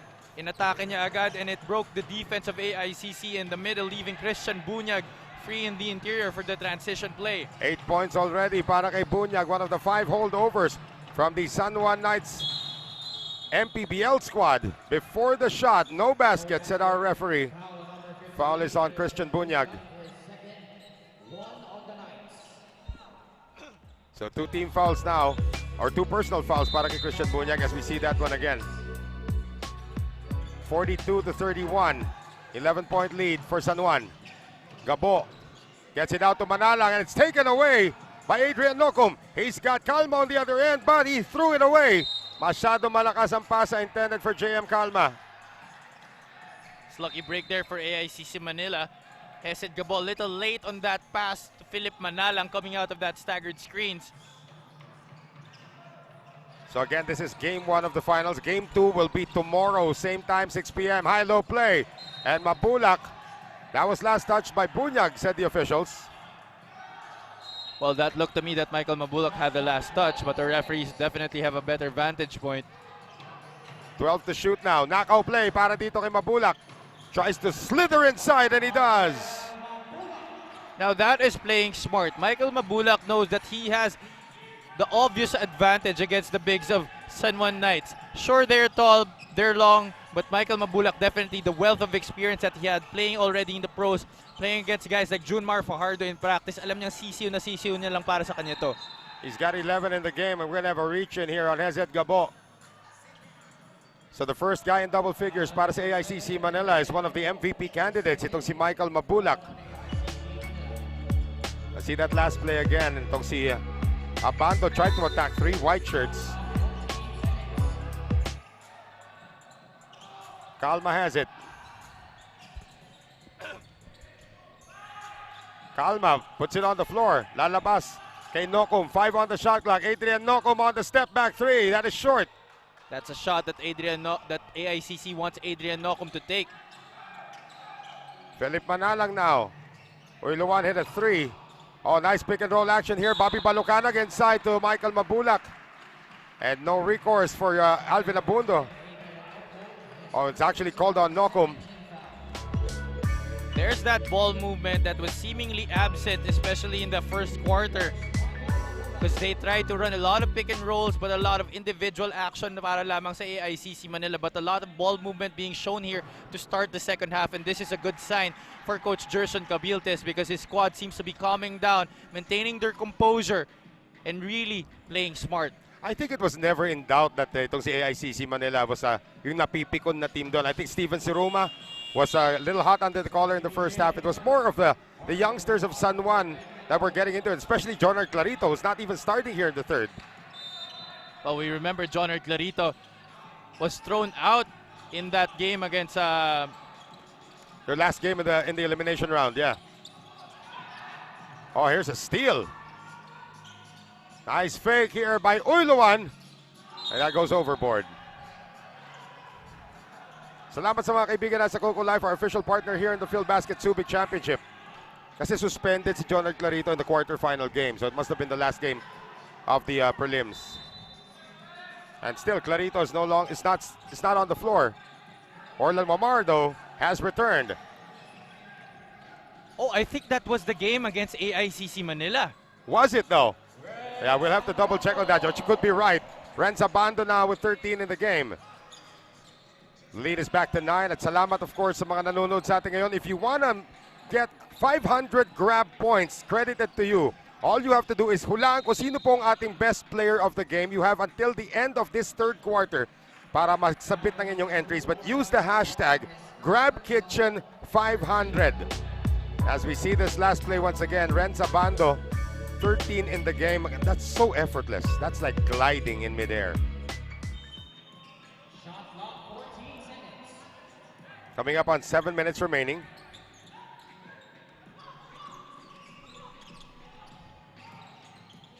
Spin move, Manalang tries to dish it off to a teammate. Gabo, yes! He's been hitting that shot consistently in this ball game. Mid-range game working for the former Mapua Cardinal. It is down to 7, and we still have a little over 6 minutes and change dito sa ating third quarter, plus the entire fourth quarter for AICC to come back from this one. Abando, high arching shot. Tries to track it down, and he does, but he stepped out of bounds. So again, no lead is safe. Even a 20-point lead is not safe here. Nakikita natin dito the presence of mind of Manalang to spot Hesed Gabo. It was played well. Manalang, three-pointer good! This is now an 11-4 run to start this third quarter for AICC Manila. And the lead is down to 4 from a high of 20 at a turnover. Manalang will score. It's down to 2. And San Juan has to call a ceasefire.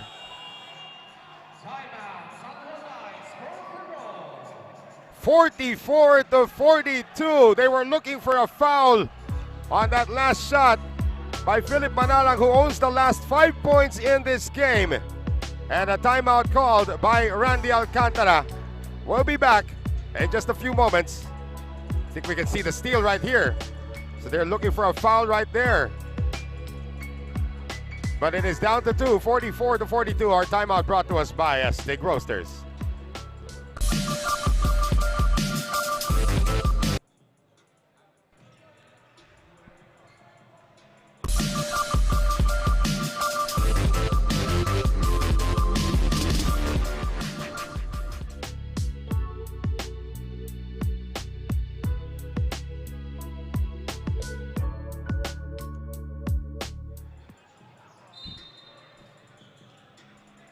Six minutes and 16 seconds remaining. What is this run ongoing here, Javi? 13-4? 13-4 run, that is right. And the pressure defense has been the catalyst of that. And more than the defense as well. Forcing turnovers and capitalizing on the offensive end. They're able to make baskets.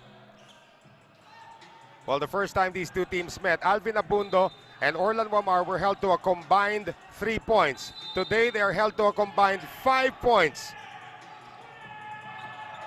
Uh-oh, that pass is too strong and it's taken away by Manalang. A chance to tie or take the lead. A steal by Hernandez and a foul in the backcourt on Michael Mabulac. That was a rush pass there by Hesed Gabo. Dun sa peripheral vision niya, he might have seen Bobby Balocanag open momentarily. Again, coming off the timeout, that's almost unforgivable, but buti na lang, Paulo Hernandez was able to get it back.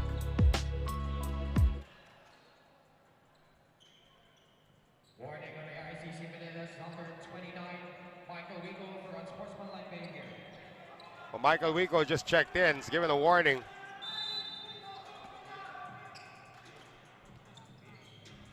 Coming up on 6 minutes remaining in the third quarter. Game 1 of the finals.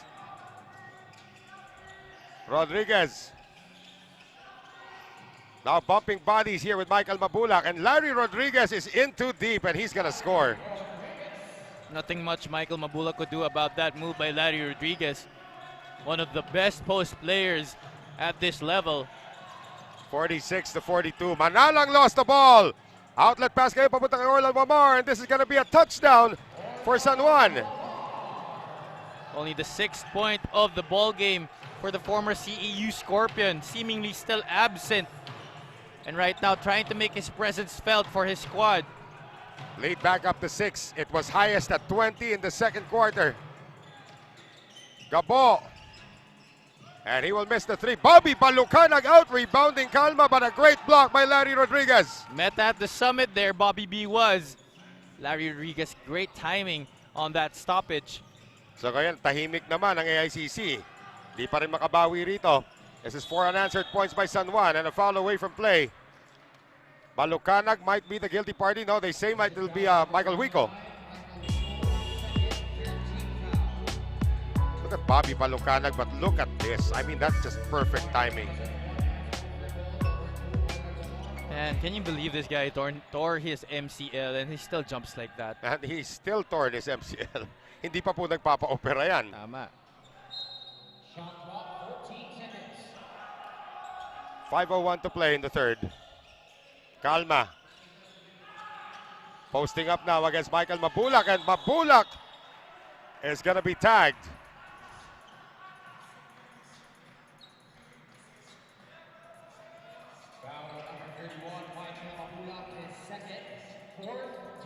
Number 2 now on the former Jose Rizal University heavy bomber.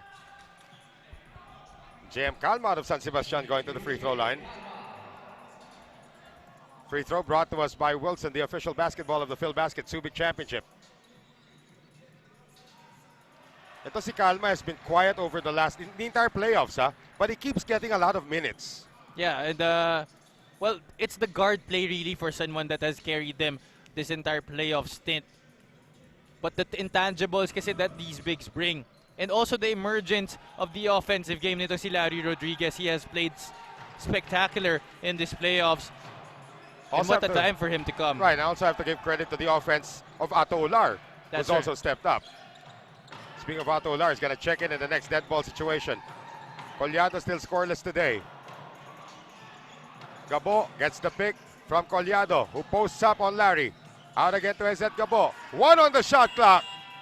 They got it off in time, but he can't get it to go. Wico offensive rebound. Follow-up still not there. And Michael Wico is going to be called for the push. That's going to be his third.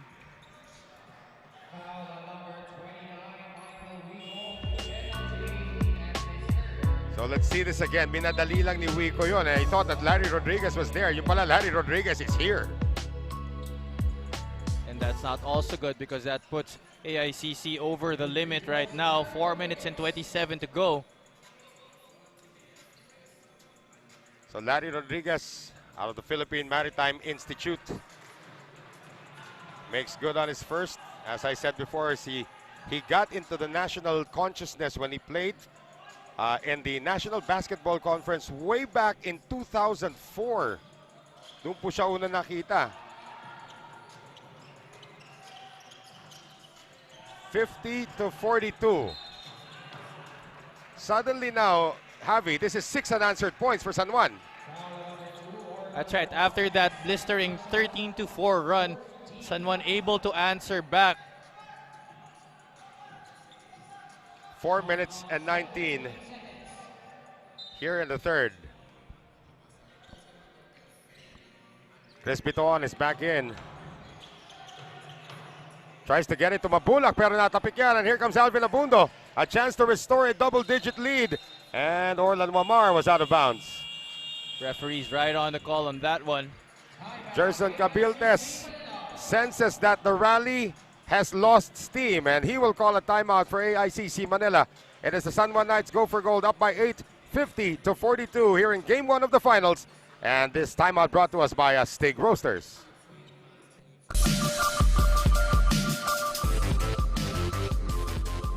When you look at greatness, there is a lot you don't see. You don't see the path to greatness, where it starts, how far it can go, or what fuels each step. It's a thirst for more. A belief that no matter how great you are today, you can be even greater tomorrow. The greatest never settle.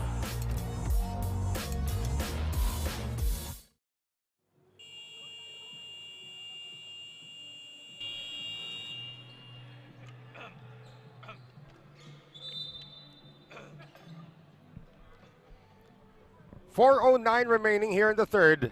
Tempers have cooled down a lot since the second quarter. Basketball na ulit tayo dito. But so far, the San Juan Knights go for gold, have held their own. They had a 20-point lead. It was chopped down to 2 here in the third quarter, but now they're up by 8 once again. The defense once again clicking for the San Juan Knights, forcing AICC into more individual play.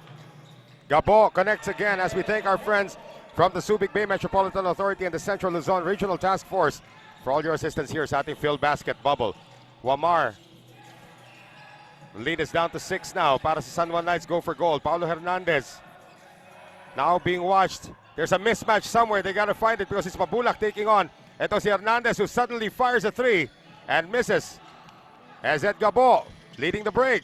Pulls up again. This time can't score. Wico with the follow-up plus the foul. Excellent trail job there made by Michael Wico.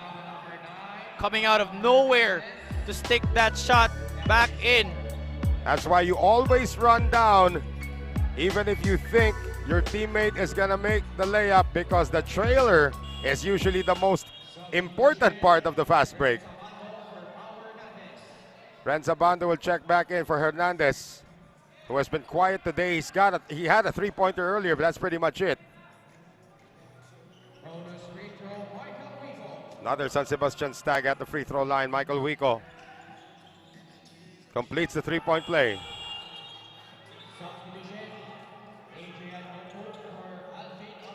And again, Alvin Abando offensively has been absent in this game.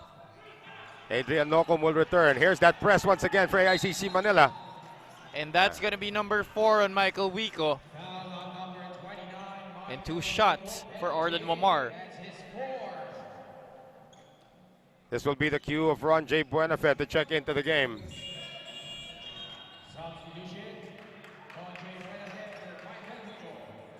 And they send one of the best free throw shooters in the league to the free throw line. Unjinxable, I will claim it right now, Javi Palanya. Huh? 7 in the game though. Perfect ka ngayon Tingnan natin kung Si Orlan Wamar yan, sir. 7 points, 3 rebounds, 3 assists for the former CEU Scorpion. Tumama sa ring. Held your breath right there, Lead up to 5 once again, 52-47. 3:20 to go in the third. Girian na naman ito si Buenafe at saka si Abando. Mabulac from 18. Long rebound picked up by Gabo. And he gets it inside to Bitoon, pero naka-ready in depensa. Bitoon on the spin, yes! That's just bad defense by Orlan Wamar. He knows that Chris Bitoon is a lefty. Let him spin back to his strong side and make that bank shot. Buenafe on the reach-in.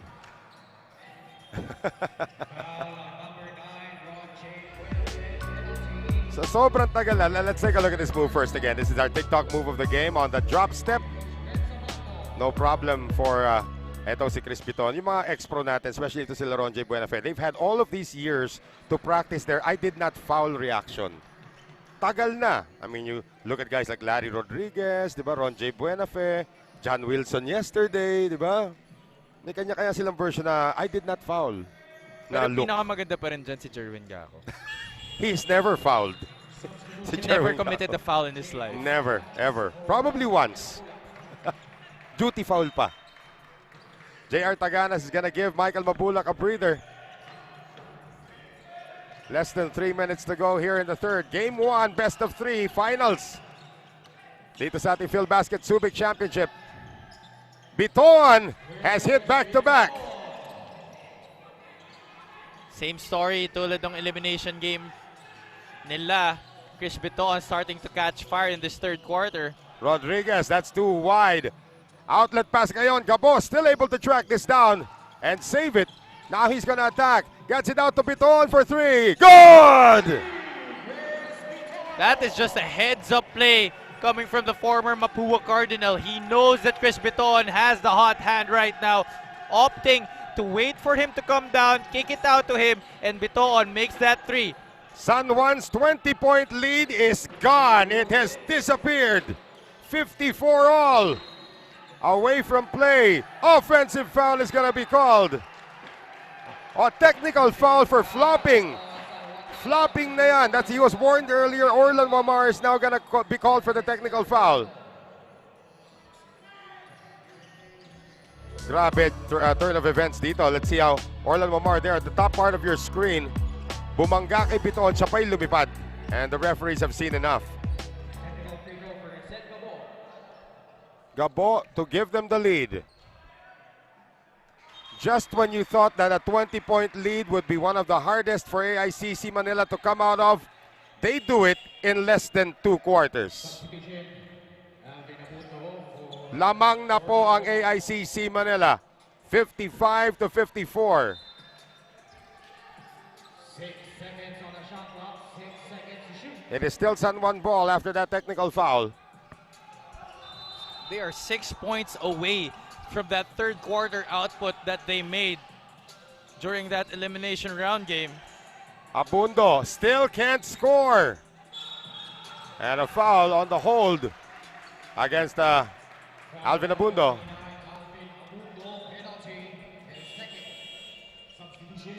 Manalang is gonna give Hesed Gabo a rest here, and he's deserved it. Boy, Hesed Gabo was the catalyst of the comeback.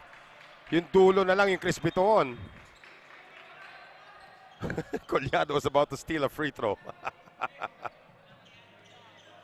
Nasabi niya siguro sa mga referee, "Rep, wala pa akong puntos. Pahingin naman." Let's see right here the first entry of Joner Clarito in this second half. And he will replace Ato Ular.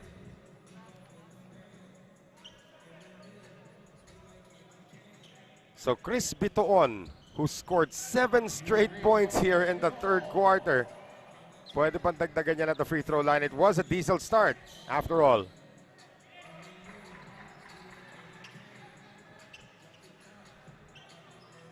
What a luxury it is for Coach Jerson Cabiltes to start Hesed Gabo and then end with a Chris Bitoon flurry.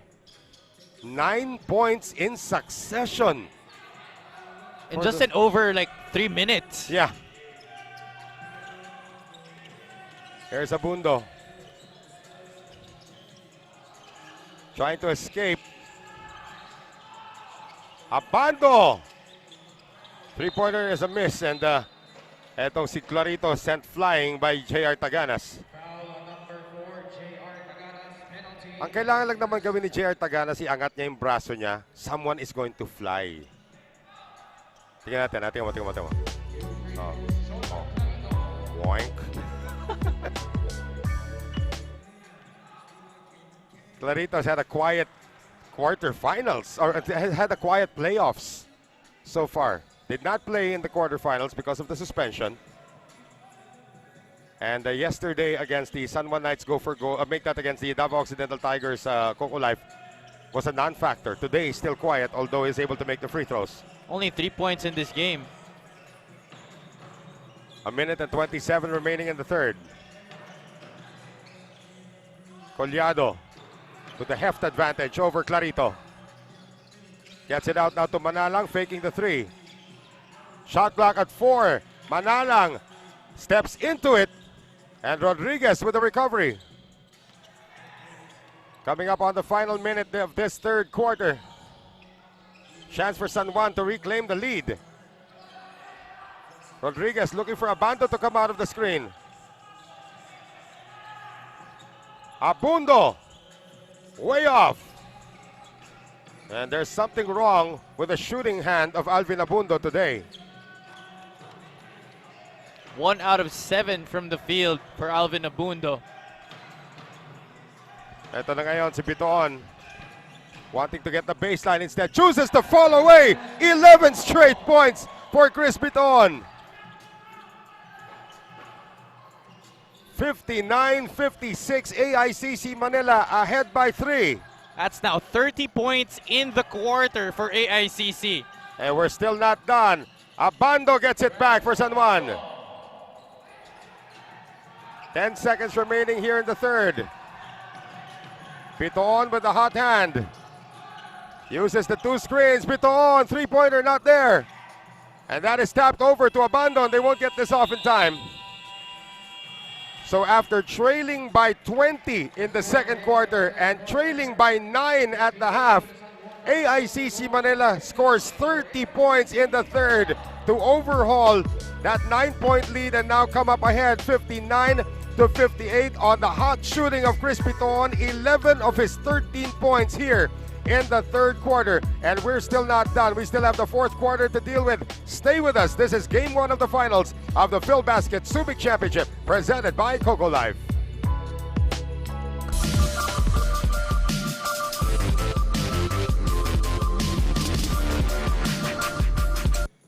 When you look at greatness, there is a lot you don't see. You don't see the path to greatness, where it starts, how far it can go, or what fuels each step. It's a thirst for more. A belief that no matter how great you are today, you can be even greater tomorrow. The greatest never settle.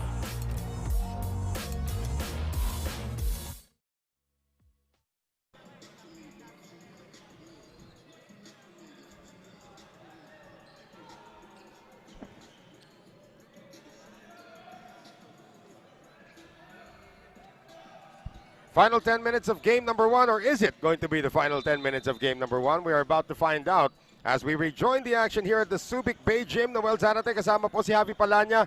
Fourth quarter about to begin here in game 1 of the finals. Best of 3 affair between AICC Manila and the San Juan Knights go for gold. AICC Manila coming back from a 20-point lead to now lead by 1 into this fourth quarter, brought to us by Coco Life. Blistering shooting from AICC Manila to outscore San Juan 30-18 in that all-important third quarter. Just 5 out of 13 itong San Juan Knights go for gold, 38.5% from the field. San Juan continues to struggle as Clarito unable to hit that fall away. The only thing that really kept this game close after that scorching run by AICC was the number of free throws San Juan was able to make, 8 out of 10 in that third quarter. AICC still not really getting to the line on a consistent level. Here's Abando. Trying to run para dito sa San Juan. Stretched by Nocum, and he draws the foul from Collado. Foul number 23, JJ Collado, his second first team foul. So JJ Collado's big arm able to dislodge itong si Adrian Nocum, and there's gonna be a 4-man sub para dito sa AICC Manila. Only Bitoon remains from that third quarter unit. So fresh legs na naman para dito sa AICC Manila. I think this is the only team that I've seen do platoon substitutions this entire tournament. Ginawa na San Juan yan dati pero hindi nila inulit. Nocum can't get the first free throw to drop. Game 2 of this series is tomorrow. And we will also have our awarding ceremonies tomorrow, where we will unveil our tournament MVP and the Philbasket All Tournament 5. That will the awarding ceremonies will begin, I believe, 5:30 p.m. We will double check. Right now we have a tied game at 59. Mabulac inside to Balucanag as Bobby sticks out his tongue.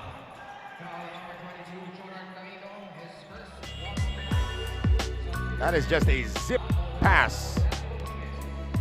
Excellent Michael, yeah. timing by Bobby Balucanac on that baseline cut. Kind of like what Adrian Nocum has been doing this entire tournament.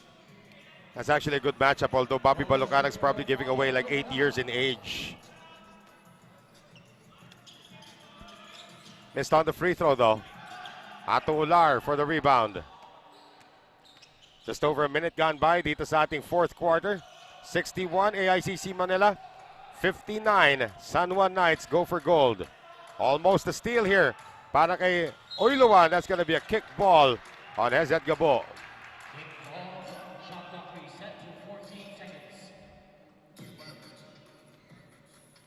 How tough it is to go up against this energetic defense that AICC has, and that's really a testament to how deep a roster that they have. Pag napapagod na, pasok ulit ng 5. Clarito tries to get away and he is tripped up.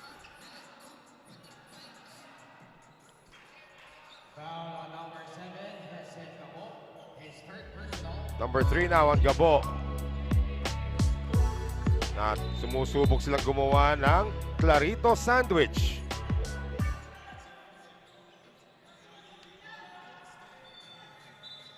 Yan ang girian ulit. They're back. May history na ba itong dalawan to? Kanina sino bang si Ruma, di ba? Yung ka-face off nitong si John Clarito. Now it's Balucanag. Well, the White Shirts definitely have an axe to grind against John Clarito. Here's Clarito. Up and under move! But that time, Clarito able to get the best out of that possession right there, fooling Bobby Balucanag on that up fake. 61 all. Gabo inside to Mabulac, who was held before the shot.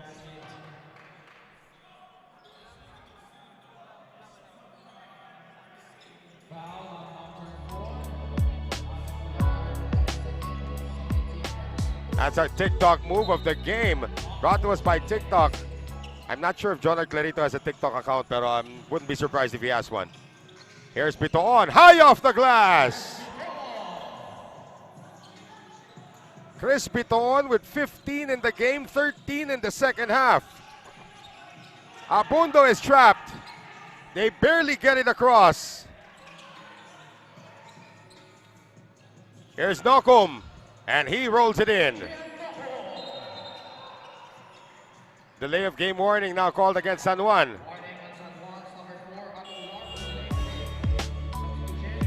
Look at the escape here. Off the wrong leg against all the white shirts. And they just laid out the yellow brick road for him on that one. Chris Bitoon and Hesed Gabo just letting him pass. 63 all. Here's Mabulac now. And he is so good at that. Wala ka na mapupunta. Kahit sa PBA ginagawa niya yan eh. He was actually a teammate of Alvin Abando in the PBA D-League when they were playing together para sa Cafe France. Nauna umakyat sa PBA si Mabulac. The following year, nagpa-draft na si Alvin Abando. But think about that, you have Abando, Rodebondo, of course. Then you have a Michael Mabulac pa in your lineup. And the core of the CEU Scorpions in there as well. Ha? Hindi ka ba nambubulol nun? Abando, oo. Mas hirap ako nga dito ngayon sa Abando eh. Diba? Sabi ko kasi sa Meralco pa lang, yari na ako eh. Diba? Pinto-kinto yun eh. Some oxygen being given now to Alvin Abando. As the split comes for Michael Mabulac, a 1-point lead for AICC Manila. Orlan Wamar against Chris Bitoon. And Oiluan tops that out. 7 minutes and 31 seconds remaining here in game 1.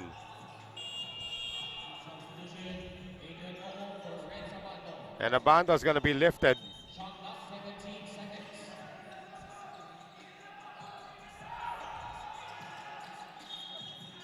Overplaying there by Bobby B.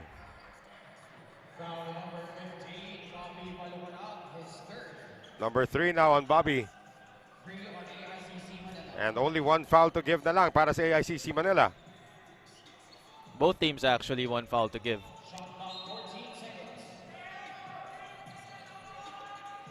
Entry pass ngayon to Clarito. We have not seen much of Larry Rodriguez as itong si Adrian Nocum dances his way in again. I was just saying that we have not seen much of Larry Rodriguez here so far, but they haven't needed him because the guards and the wing players are starting to take over for the Knights. Well, different generations of Mapua Cardinals there. Hesed Gabo just allowing Adrian Nocum to zoom to the basket, but what an excellent pass that was from Larry Rodriguez. From Jonner Clarito, rather. The free throws now starting to become a problem for San Juan. They have more free throws, but they've also missed a lot of free throws. That's already 8 missed free throws for San Juan in this game. They are 19 out of 27. That was a missed assignment because Bitoon was wide open. Di lang niya na-shoot. Gabo, Bitoon splits the defense, gets inside, and Chris Bitoon can't get it to go. Battle for the loose ball. Hinigaan na ni Jonner Clarito ang bola, and he will be forced into a jump ball. It will still stay with AICC Manila. That's good effort by Michael Mabulac, not giving up even though he saw 3 red shirts on the floor already, diving for the ball, not giving up on the play. Pwede na makuha nga na San Juan yun, but again, Michael Mabulac knows how it works. He saw the possession arrow was in their favor. Instead of giving it up to San Juan, kinuha na niya yung pagkakataon. See, this is what I'm saying. The veterans really can use their experience to make the calls go in their favor. Yeah. Mabulac now on the post-up against Calma. Here comes the double team. Gets it inside now to Manalang, and Manalang is gonna touch it last. A little bit too tentative there when he received the pass. At nakita niya yung Clarito, nakaabang na rin eh. So we're just talking about Larry Rodriguez. They will need him here. His post presence and his defense ang kailangan dito. Here's that press once again for AICC Manila. And as I said, Orlan Wamar is a one-man press break. Maraming salamat sa mga kaibigan natin sa Subic Bay Metropolitan Authority and the Central Luzon Regional Task Force for all your assistance here in the Phil-Basket bubble. Big Boy Guan, the Guan and only. Tulalizing again. 6:37 remaining in the fourth. 10 seconds to shoot now for the Knights.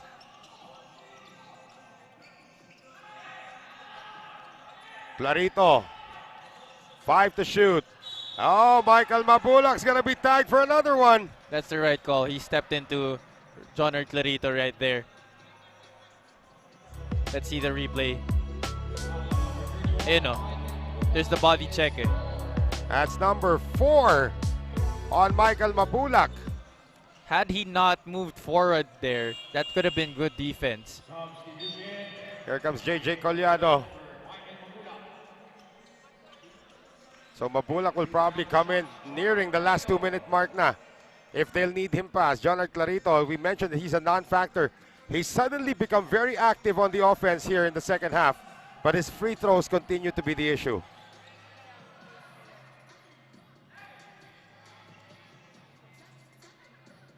Produkto ng De Ocampo Memorial College under Nueva Ecija best friend coach Toto Dohilio. 2 free throws missed, however. Well, before that, he was 3 out of 4 from the line. Manalang to Gabo. Collado bumping bodies with Jonner Clarito. The skyhook does not work. Excellent effort there by Clarito to hold his ground against the burlier JJ Collado. And you get a sense that both teams have put their foot off the gas at this point. I mean, the intensity of the second quarter favored San Juan. The intensity of the third quarter favored AICC Manila. At ngayon, kailangan lang magpakarga ulit. But they're trying to grind out this game. They don't want to take any more chances on gambling, on picking up the pace right here. But we'll see if this will ensue for this duration of the match. Clarito fires over Balucanag. No. Uiluan for the rebound. 65-64, San Juan Knights go for gold. Uiluan from 20, that is short. Hasn't really had a good field goal shooting night Itong si Jonathan Oyloan. Isa lang o dalawa pa lang yata na shoot niya rito, no? He's had good looks. He just couldn't knock him down. He's had 1 3 and 1 layup, if I'm not mistaken.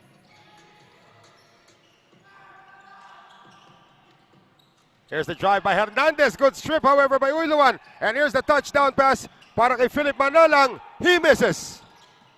Gabo tries to stay with it, and a foul on Jonard Clarito.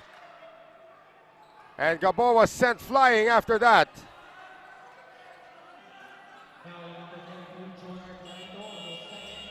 And that puts San Juan over the limit.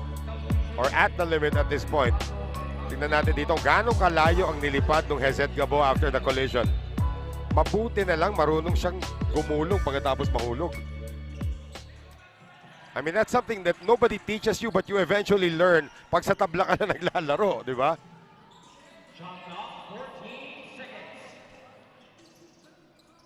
.507 to play. Alvin Abando comes back in, Javi. But that was still good transition defense by San Juan there. Great outlet pass by JJ Collado, but the guards of San Juan able to sprint down back and prevent that easy 2 points for Philip Manalang. Oyloan off 2 big screens. Still can't get it to go.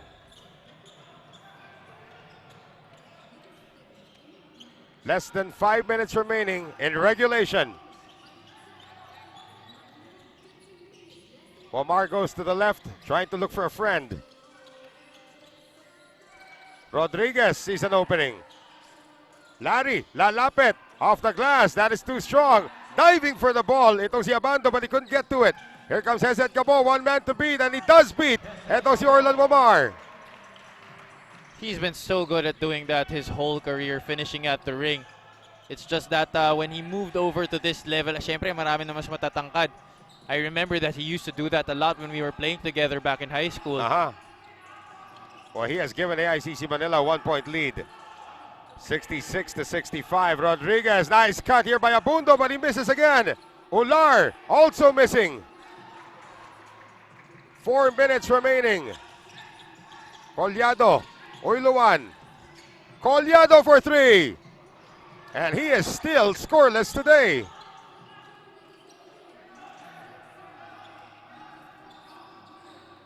.3:45 remaining. Wamar getting the pick from Rodriguez. And he will miss from the elbow. Follow-up is good, however, for Ato Ular. Well, that was a long stretch that Ato Ular was virtually a non-factor in this game. Only had 4 points before that. Most of those coming in the first half. Gabo wants to get Collado out of the way. Runs some kind of a pick and roll here with Balucanag on the reverse. There's a foul called. And Ato Ular, napangiti na lang doon. That's number 4 on Ular. So ito ngayon, Bobby Balucanag with a chance to tie the game.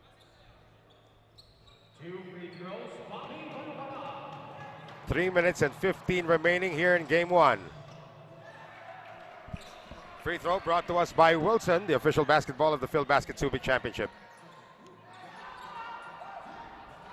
And again, unusually long minutes for Bobby Balucanag in this game. Missing on the second as well. Minsan na nga lang magpunta sa free throw ng AICC Manila. Still a very tight game here. Abando gets it to Abando.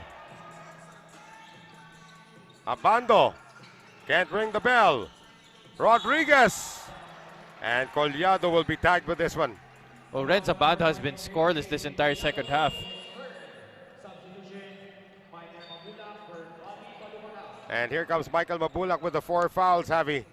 With 2:52 remaining, all or nothing na ito para kay Jerson Cabiltes. Of course, whoever wins game 1 will only be 1 victory away. Rodriguez with a very efficient 7 points and 6 rebounds so far today. And San Juan now has a 2-point lead.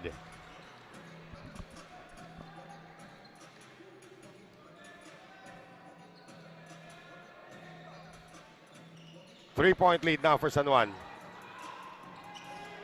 69-66. Tandaan natin, AICC Manila won their elimination round meeting. But this is the playoffs.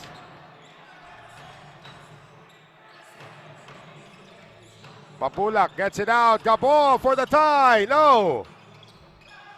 Collado will not shoot it. 2.5 to play. Gabo iniwan ang bantay and he scores. 69-68. The lead is 1 for San Juan. They want to go to the youngster. Rhenz Abando ngayon. Double teamed. 6 to shoot now. Abando tries to hook it inside but it's taken away. Last 2 minutes na po tayo. Hatid sa atin ng TM Surf 99 and a kick ball is called. As Jonard Clarito will return. I have to correct myself. Rhenz Abando already scored 6 points in the third quarter, but he hasn't made anything in this final frame. He's the only player in double figures for San Juan. Again, another disappearing act in terms of scoring for Wamar and Abando. Bitoon off the screen, and he might have run out of bullets already after that third quarter onslaught.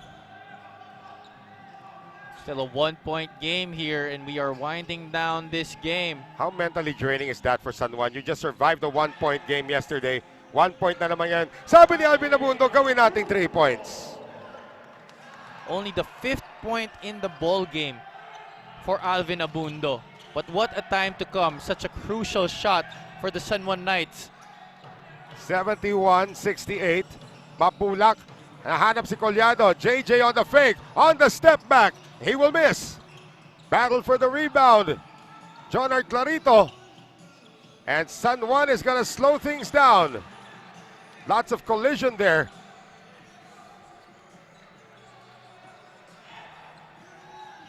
San Juan will play the clock here. 1 minute remaining in game 1. AICC should be careful not to commit any fouls. 2 seconds on the shot clock. Clarito. They will review.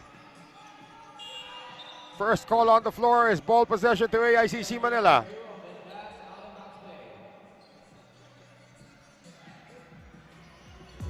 Let's maki-review na rin tayo dito.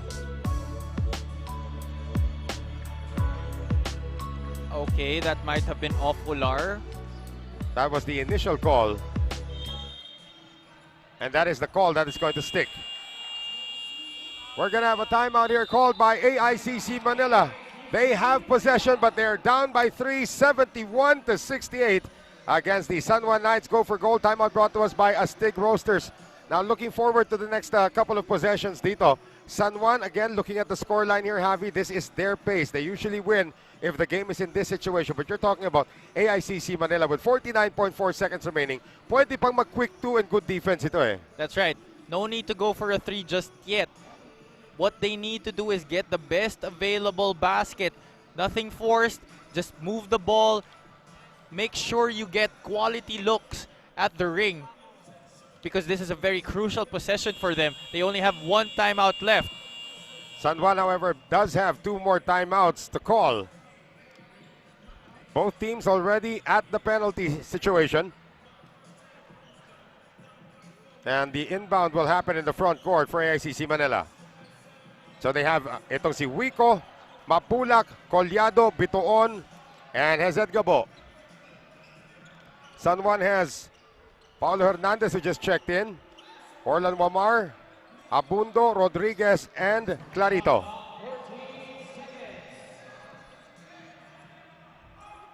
Five of these guys on the floor for AICC can definitely put the ball through the basket. Let's see kung kanino binigay ni Coach Gerson Cabiltes itong play na to. They go to Collado. Wico lost the ball! Outlet pass kayo ni Abando. Papunta kay Jonard Clarito. And that might just be The straw that breaks the camel's back sa paghahabol nitong AICC. And a costly turnover here, Javi. That leads to our Grab Food delivery of the game, brought to us by Grab Food.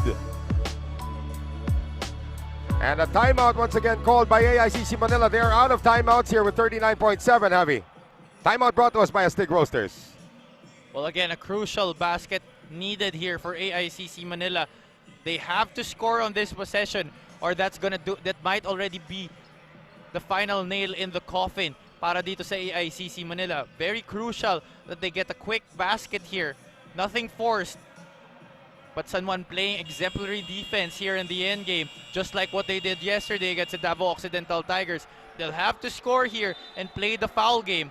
No more timeouts left for AICC Manila.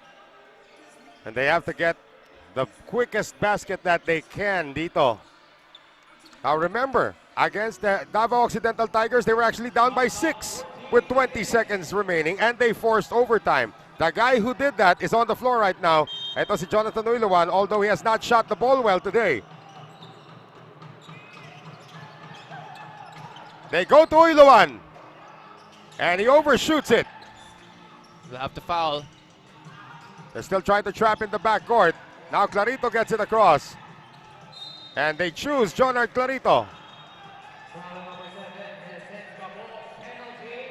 That was a good look and a good line for Jonathan Uiluan.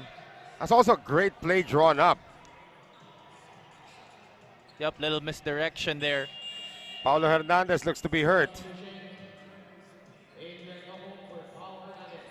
And Hernandez is still writhing in pain. And he can't put weight on that left foot. Wow, that's a bad sign. Looks to be his shin eh. Biglaan lang yan kung shin.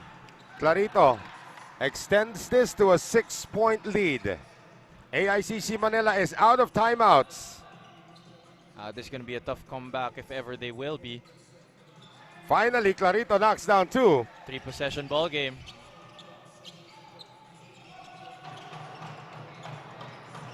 Gabo fires immediately and hits. San Juan has 2 timeouts. They're going to use one of them right now. 75-71. Hesed Gabo has had a game to remember here today, but will it be in a losing effort? We'll find out in just a few moments, of course. This timeout brought to us by Astig Roasters. So if you're Randy Alcantara, you're still chill because you're still up by 2 possessions. Yep, that's right. But AICC really needs to go for the trap here. But if not, they'll have to foul right away. They cannot afford to let any seconds off that game clock right now. Again, they don't have any more timeouts left. Again, rewind lang po kayo sa opening day. When they were down by 6, bola nila, made the 3 by Jonathan Uiluan with 20.6 seconds remaining, coming off a timeout no less from Davao. They got a steal at center court, and Jonathan Uiluan hit another 3. So they'll have to foul here, even if San Juan is able to make 2 free throws.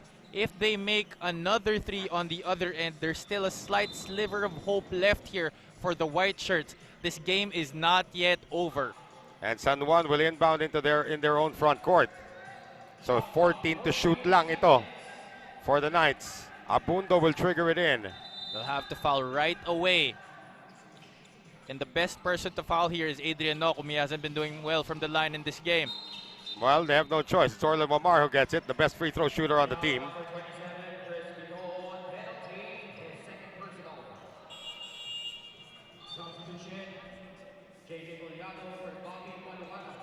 So JJ Collado in for a possible rebound. Oh, nakakayapusan doon. Ano meron? I think Abando and Bitoon, they actually went up against each other in the NASCU finals before. Pero it's more of Abando versus Jeff Viernes there. The backup itong si Chris Bitoon. CEU won that, of course. Orlan Wamar from CEU. Hindi na niya nabutan yung mga pinag-uusapan natin. Cans the first. Back to a 5-point lead. Regardless of the outcome, this is still a 2-possession lead that AICC Manila has to overhaul in 22.5 seconds. 77-71. 71.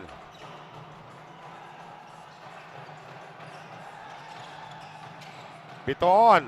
Gabo fires and hits. This is still possible. This is shades of the game between Davao and AICC Manila on opening day. And Hesed Gabo with back-to-back threes cuts it down to a one-possession lead. Now, this timeout is the last one para sa San Juan Knights go for gold. 16.8 seconds remaining. Brought to us by Astig Roasters. Now, if you're AICC Manila, you want to pressure the ball now. You don't need to foul immediately. Just pressure the ball. Probably wait about 6 or 7 seconds before you give up the foul. That's right. Go for the trap because there's still a lot of time left on the clock. So this game is still in the balance here. Tandaan po natin, Game 2 is tomorrow starting 6 p.m. which will be preceded by our awarding ceremonies where we will unveil our MVP and our Philbasket All-Tournament 5.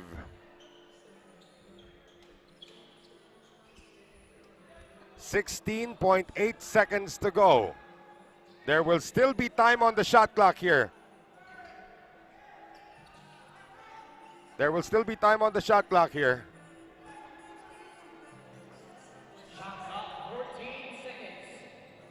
Abando will trigger it in again. Now this time they have to pressure. No foul immediately. But they do foul immediately.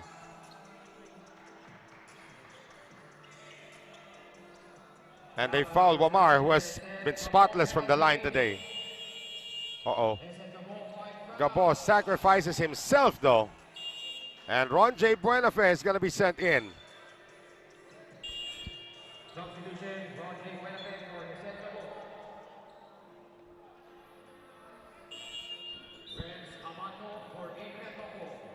Abando's going to be in for defense. So 2 free throws again for Orlan Wamar. If he makes this, this should do it. That is now a 2-possession lead again for San Juan.